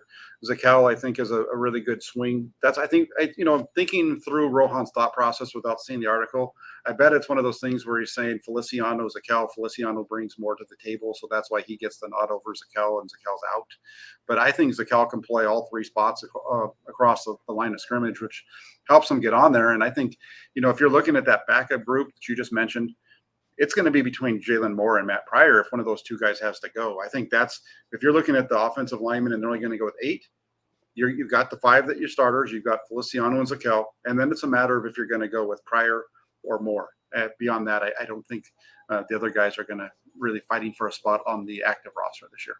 Biggest surprise cut at the cut down before week 1. Who's going to be the biggest surprise cut?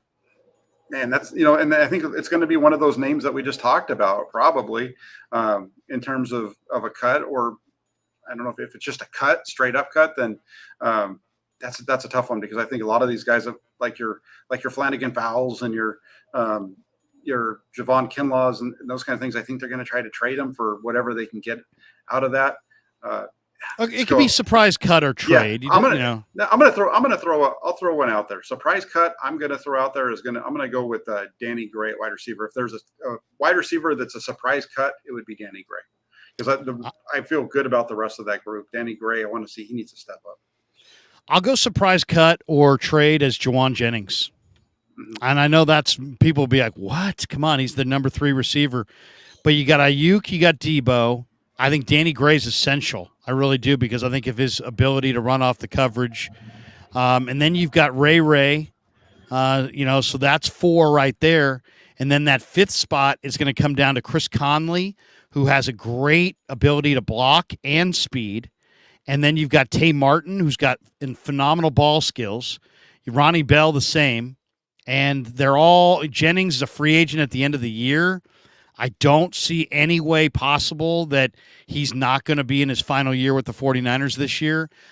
When I'm looking at Tennessee's receiving core, and I know how popular Jawan is because he played at the University of Tennessee, and you got Rand Carthon, the GM there. I think Rand's going to look at his receiving core, and I don't know if you've seen Tennessee's depth chart, but they just signed DeAndre Hopkins, right? So they've now added DeAndre Hopkins, and they have Treylon Burks. But this is the rest of Tennessee's wide receiver core: Nick Westbrook, Racey McMath, Chris Moore, Kyle Phillips, Colton Dowell, Reggie Roberson, Mason Kinsey, Trayshawn Harrison, Jacob Copeland, Kyrus Jackson, Gavin Holmes. In other words, who the hell are those guys? I mean, I know football. Outside of Copeland, I don't know too many of those guys. I think the Niners might be able to get a 5th-round pick for Jawan Jennings from Tennessee. And how popular would that be for Rand Carthon to add a player like that? I think he would help a young quarterback, whether it be Tannehill, Levis, Malik Willis, whoever's going to play there. And I think the Niners would take that 5th-round pick for Jawan, knowing that he's in his final year with the team almost assuredly because of the cap. So I think they're going to go with Ronnie Bell or Tay Martin or Conley and trade Jennings. What do you think? Yeah, I disagree with it. I just think that Juwan is a guy who I know he struggled in practice a little bit here and there, but I think they really believe in him. And the main reason why I disagree is I just think that they realize that this is they're in a point right now where they need to get over the hump, and I think he is a key piece to helping them get over there. What he does in their third down situations and that type of thing. I just don't see them moving off of him at this point. I think he stays. I think we're looking at more of a fit at the back. I mean, what you're saying all makes sense, but I just disagree. I think Jennings makes this roster, and he's the number 3. Last question. Appreciate the time and hope you guys have enjoyed the live stream. One of the big coaching turnovers is obviously D'Amico's now in Houston, and I think D'Amico's going to have a great year in Houston. I think they're going to be a surprise team. I really like the Texans to win a few more games this year, which is not saying a ton because I think they won 3 last year, but I could see them winning 6 or 7 games. I think they're really underrated. But that also means that Steve Wilks is here as the new defensive coordinator.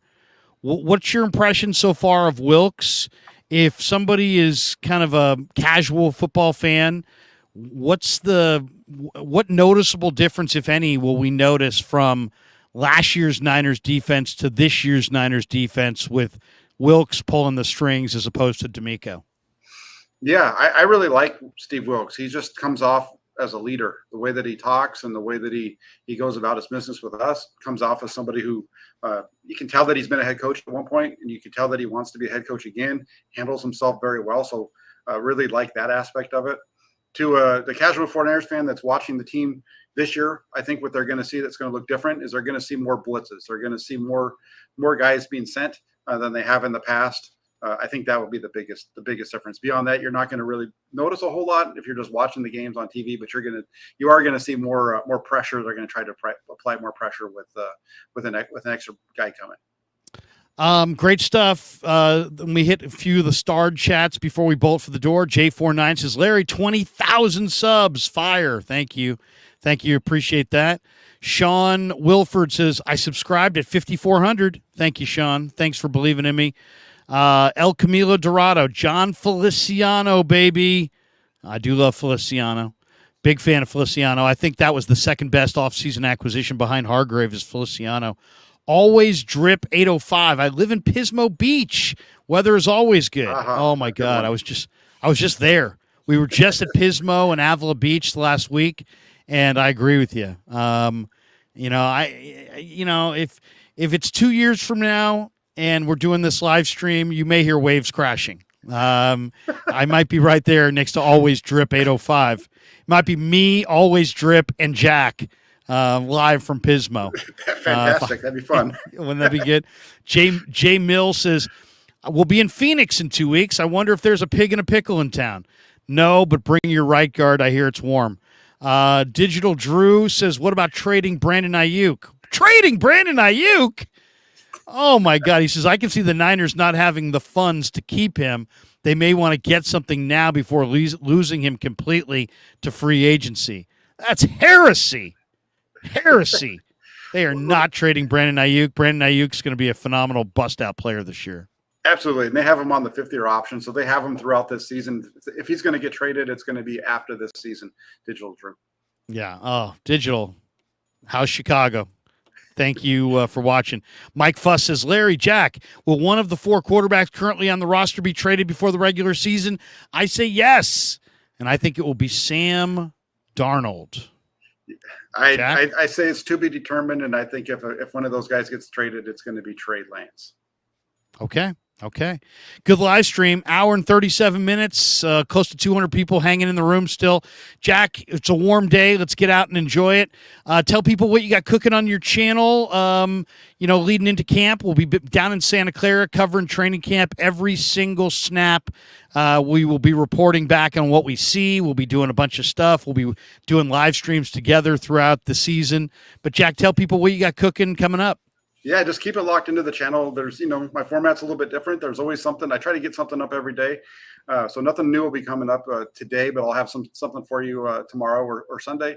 And then Monday and Tuesday as we get ready for Wednesday. I can't wait for Wednesday. Looking forward to getting to Santa Clara to see you live and in color and watch practice and watch those guys run around the field. It's the best time of the year. It's almost like Wednesday's like Christmas for me. So make sure you tune in the channel. You'll get lots of updates throughout. There'll be all kinds of videos as well from practice. And then also make sure you get over to the Santa Rosa Press Democrat, 49ers.pressdemocrat.com. You can get all the written stuff over there. Every day will be a report. And once training camp rolls around on Wednesday, it's every day. So yeah, I mean, there's certain days, I'm more of a night person than a morning person. My wife is more of a morning person than a night person. It's amazing that we've been married for 20 plus years. But, there are certain mornings that I just pop out of the rack feeling great. NFL draft day is one of them for me. And the first day of training camp. The first day of training camp, it's like, let's get out, let's get rolling, let's, throw on the sunscreen, get the $5 shades, and let's get down there and let's make it happen. So, Jack, great stuff, man. Always enjoy rapping with you. Have a terrific Friday and weekend, and we will see you next week in Santa Clara, my friend. Absolutely. Thanks, Larry. The great Jack Hammer.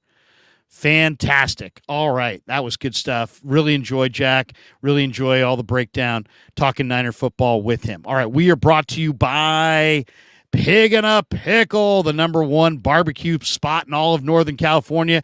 They got 2 locations there in Emeryville and in Corte Madera. That's right. They're in Emeryville and Corte Madera, and they're open 7 days a week in both spots. Check them out. Here's what they look like in Marin.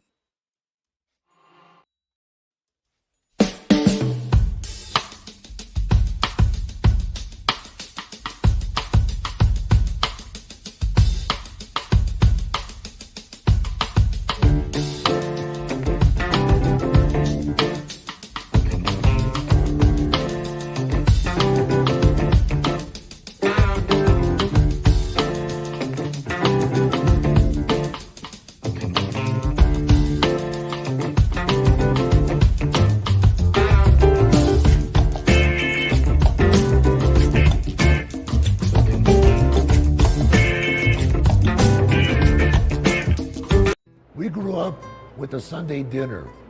That means no matter how busy you were, no matter where the hell you were, you came to dinner on a Sunday night. Yeah, Sunday dinner without sausage, it's like a church without God. How can you go to church if you don't believe in God? And along with the sausage also became the discussions. That was discussion night.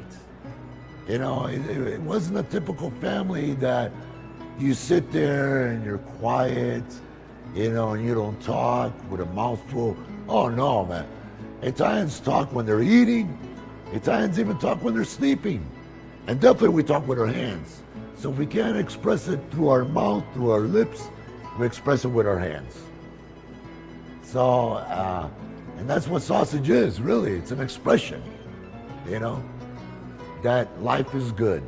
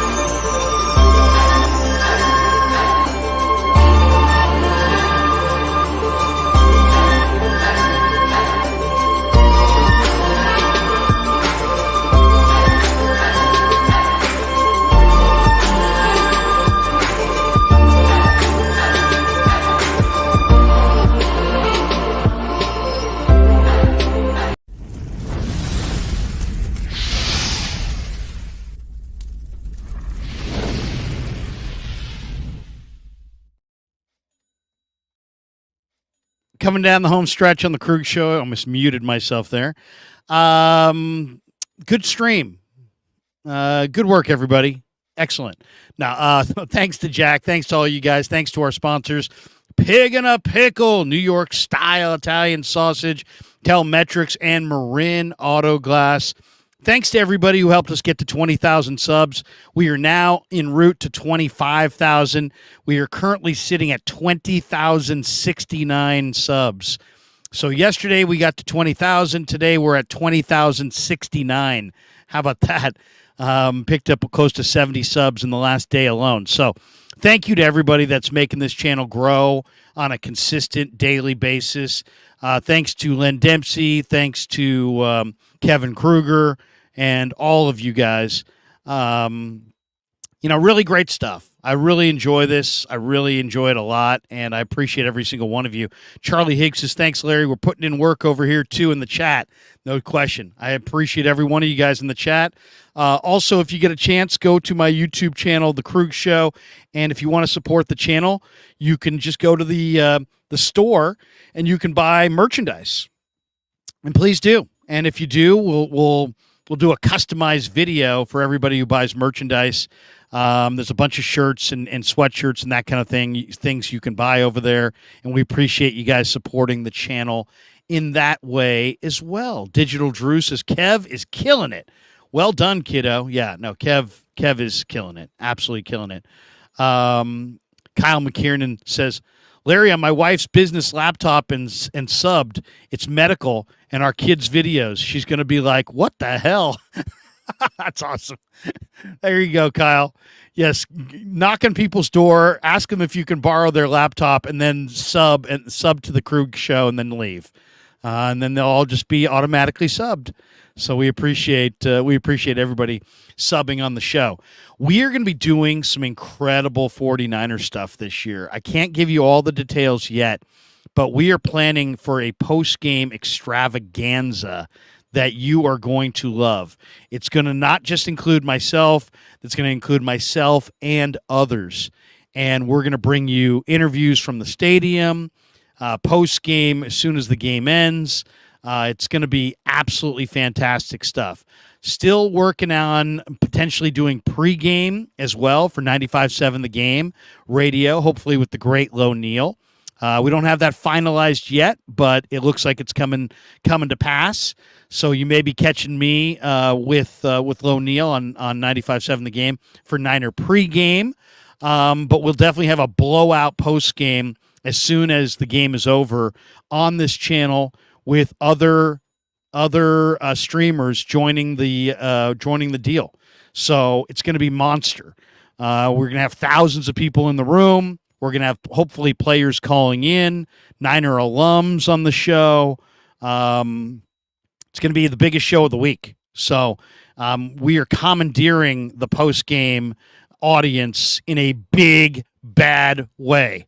So if you're planning on doing Niner post-game, all I got to say is it better be good because we're going to have a monster post-game right here on the Krug Show with locker room sound and audio, interviews, video, multiple streamers. Great stuff. We're thinking about even calling it the drive home. So I know, there are multiple radio stations doing post game, and there's all kinds of people going to be getting in on YouTube on post game. The biggest post game in the Bay is going to be right here on the Krug Show, and I've got huge plans for it. We're already coordinating it. It is going to be monster, and it's going to start in the preseason with preseason game number 1, and you guys are going to love it. That's all I got to say. I won't tease it more than that, and you're going to love it, and you're going to love the people we have on it, and you're going to be amazed by the people that we have on it. So look for Niner postgame this year right here on the Krug Show as we grow this channel to 100,000 or more. Digital Drew says, you have my attention. Yes, it is going to be an amazing show. Mark Graves, are you going to road trip to any games? You know what? I'm thinking about doing that. I'm thinking about maybe doing the Grant Cohn deal this year where we go to all the road games and just ride it off. But you know what I do? I've got 4 kids, and I love my kids, and I love my home time. So I don't know that I'll go to every game. But I would like to go to a few this year. Mark Graves says, I've got my tickets for Arizona in December. Sounds good. Fluffy Ninja, which is a great handle, says, no need to say hello, but hello. From Pensauken, New Jersey. Never been there. But hello, Fluffy. Thanks for joining us. Mo says, shout out, Larry. LZ says, Larry, is your first name Lawrence like mine? Yes, it is.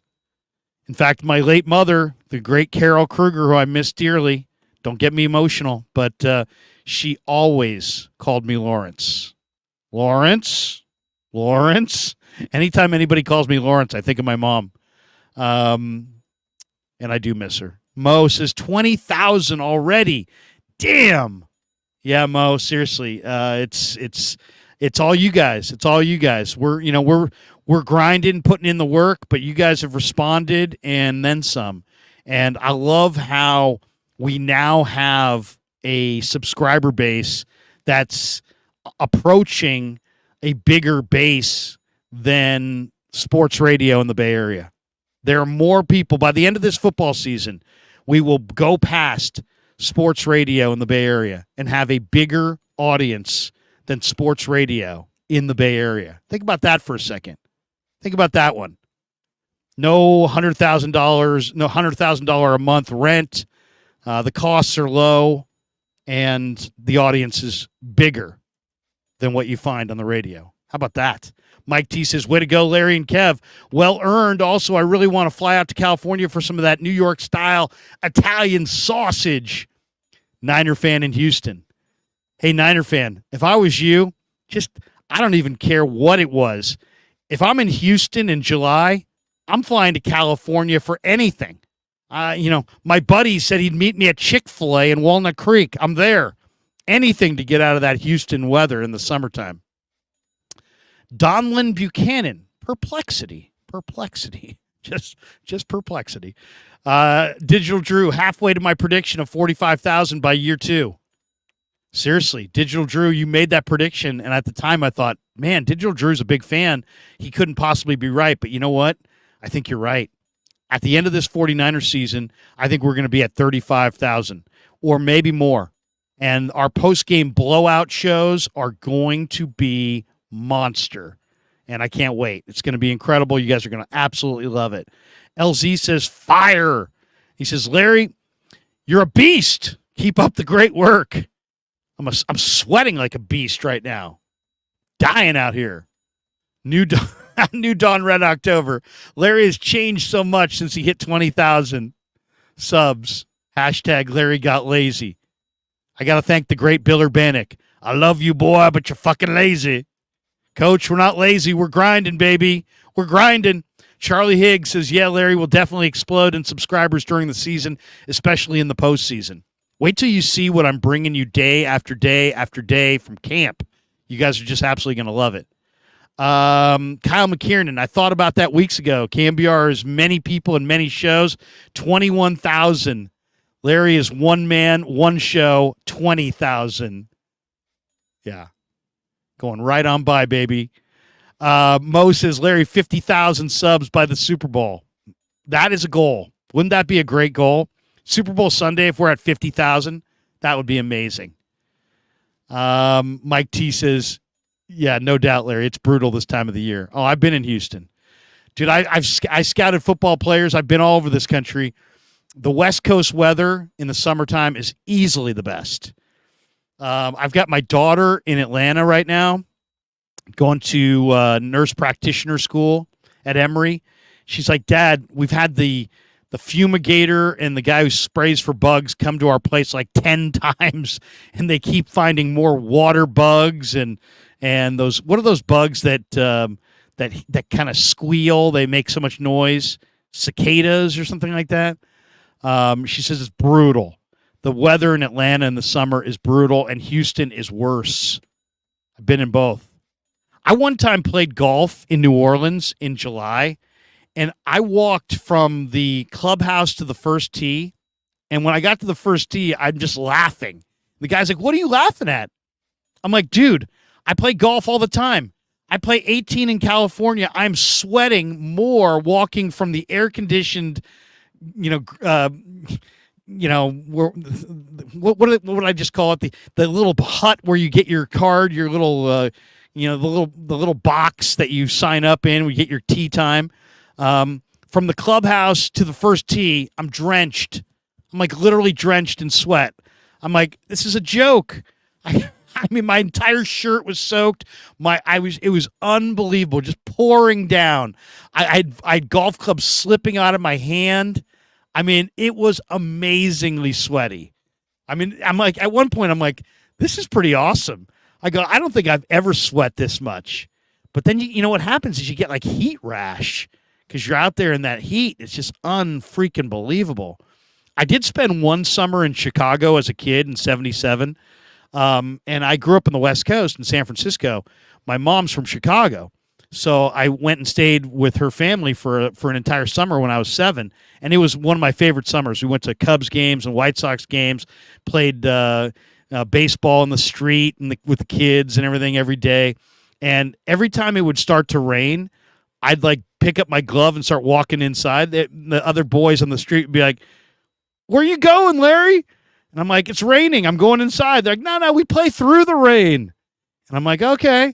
So we just kept playing, and then sure enough, it rains, and then it starts to steam off the sidewalk. The sidewalk starts to steam, and it gets even more sweaty. And I can just remember that summer in Chicago thinking, it was really cool how like summertime in Chicago was like people were out and they were doing stuff, and you hung out with your neighbors and you stayed out late. But I do remember the mosquitoes just being savage, and I can remember the humidity just being over the top, way over the top. T says Larry is God. Oh, come on now. If my wife saw that, she'd be like, "Sign off. Come in here and do something." Charlie Higgs says, "Never change, Larry, never change." Antonio, glad you made it to 20,000, Larry. Love your channel. Appreciate you, bro. Appreciate you. Digital, dying in the Midwest right now. 89 degrees, 80% humidity. Towels are pointless after showers. I mean, you shower, you feel like you got to shower again. My mom's house where I stayed with my grandmother, they had air conditioning. And I would run in from playing ball. I'd run over to the bedroom, put my head on the pillow, and the nice cold pillow. I can remember just feeling that cold pillow. And I would do that like 7 or 8 times a day because we just did nothing but play baseball and run around the neighborhood and ride bikes and stay outside. Then I'd run in the house, get that AC, run right over to my bed, lay down, put my head on that cold pillow. Oh, 5 minutes, back outside, sweating like a dog. Good memories, though. Good memories. Clubhouse. There we go. Mark Graves. I lost it. It was the Clubhouse. New Dawn Red October says 101 here in Reno, Nevada today. Whew. That is hot. Digital Drew says, "I'm from Modesto. I'll take Midwest humidity over the armpit of California any day." I always thought of Bakersfield as the armpit of California. Charlie Higgs says, "It was 114 here in Cali not long ago." Dude, I flipped on Danny's channel the other night watching him, and he's like, was talking with Eric on NorCal Sports Network, and he's like, Danny holds up his phone. He's like, "Yeah, look at my phone." He turns it around. It was like 1:09 at 11 o'clock in Arizona. That's just ridiculous. 1:09 at 11 o'clock. Bomber T says the jiu-jitsu gym was 120 degrees yesterday afternoon. All metal building. I'm used to the heat. Don't F with Bomber T, man. He'll sweep the leg on you. Fluffy Ninja. Pennsauken, New Jersey is the home of 49er great Dwight Hicks and John Taylor. Two of the best, Dwight Hicks and the Hot Licks. John Taylor is one of my favorite Niners of all time. Dusty Gold, love the Dolphin Blue shirt, Krug. Yes, from Caceres. There you go, my good friends, Tony Casera. Digital Drew, no doubt, Larry, we have morning fog, then the heat hits, and it chokes you. Literally chokes you out. Oh, man. We got this one from New Dawn. He says, "Larry, if you convince the 49ers to cater, pig in a pickle, we will win the Super Bowl for sure." Maybe I can work that out. Pig in a pickle in the media room one day. That would be awesome. That would be absolutely awesome. How about them Niners? Bakersfield is the armpit of California. My brother was born there. Poor guy. Let me give you my one Bakersfield story. My brother was working. First of all, they have great Tex-Mex in Bakersfield. It's a hot place for Tex-Mex. If you like Tex-Mex, you'll love Bakersfield. We got this one. Rob G says 109 in Modesto. Antonio says supposed to be 110 in Chico today. My son went up there for a baseball tournament and had the river runs through Chico, and it's like a swimming pool, and you can basically jump in and swim, and it just kind of, I don't know what they call it, but he showed it to me. It looked pretty kind of cool. Dusty Gold says you should head to Pacifica. Yeah, well, that's the other extreme. Then I got to bust out a windbreaker. And then, to me, Pacifica is flat out depressing. And I like Pacifica when it's really, really, really like the late summer, the Indian summer, the September, October. Then get me out to Pacifica. Get me out to Half Moon Bay. Go check out. My buddy owns Sam's Chowder House in Half Moon Bay. Go check that place out. But let me tell you my Bakersfield story. My brother's is a lawyer. He's a judge. We call him the judge. But at the time, he was he wrote for the Daily Cal. In fact, he worked with Ron Krojcik and Mike Silver. Those guys did sports. My brother did business. But they all worked for the Daily Cal. He wanted to be a newspaper writer. So he gets a job working for the LA Times. And then he gets another job working for the Bakersfield. It was more of he was like an intern with the LA Times. He was just starting out. So he gets a job with the Bakersfield Californian. So he's living in Bakersfield. And, we have 4 kids in my family, and my parents didn't want to help my brother move. So I think my dad bribed me, and he's like, hey, Lair, Chris is moving back to go to law school. He's leaving Bakersfield. Can you what do you think about going with him down to Bakersfield and, loading up his apartment in a U-Haul and driving back, and you can drive his car, he'll drive the U-Haul, and so on and so forth. Well, it's my dad, right? So I can't say no. And I wasn't going to say no anyway. I love my brother. So I'm like, yeah, I'll do it. And so we get down there, and I forget exactly what year it was, but it is 110 degrees in Bakersfield. And it's freaking, I'm dying, absolutely dying. And we're loading up furniture and all kinds of stuff. I'm sweating. I'm dusty. I'm feeling like hell. My brother's like, let's take a break for lunch. I'm like, all right, let's do it. So we take a break, go to some place, get some deli, get a sandwich. We're sitting in the shade somewhere, and we had a transistor radio, and turn on the Dodgers station, and it's Vin Scully. And we turn it on, and it's Vin Scully, and it's the day that Dennis Martinez is trying to throw a perfect game against the Dodgers at Dodger Stadium. And we sat there and listened to Vin do the last 2 innings, and El Presidente, who's what they called him, Dennis Martinez, he actually got it. I think Chris Gwynn flew out to center field to end it. But he actually threw the perfect game. But just to hear one of the greatest announcers that's ever graced this earth, Vin Scully, call a perfect game on the radio. My brother and I even joke about it. It was like the one thing that could make a 110-degree day in Bakersfield somewhat enjoyable, listening to Vinny, who, he's a Dodger announcer. I'm a Giants fan, so it wasn't like I love Vinny. I hated him, and I hated the Dodgers. But it was a pitcher against the Dodgers trying to throw a perfect game, and did.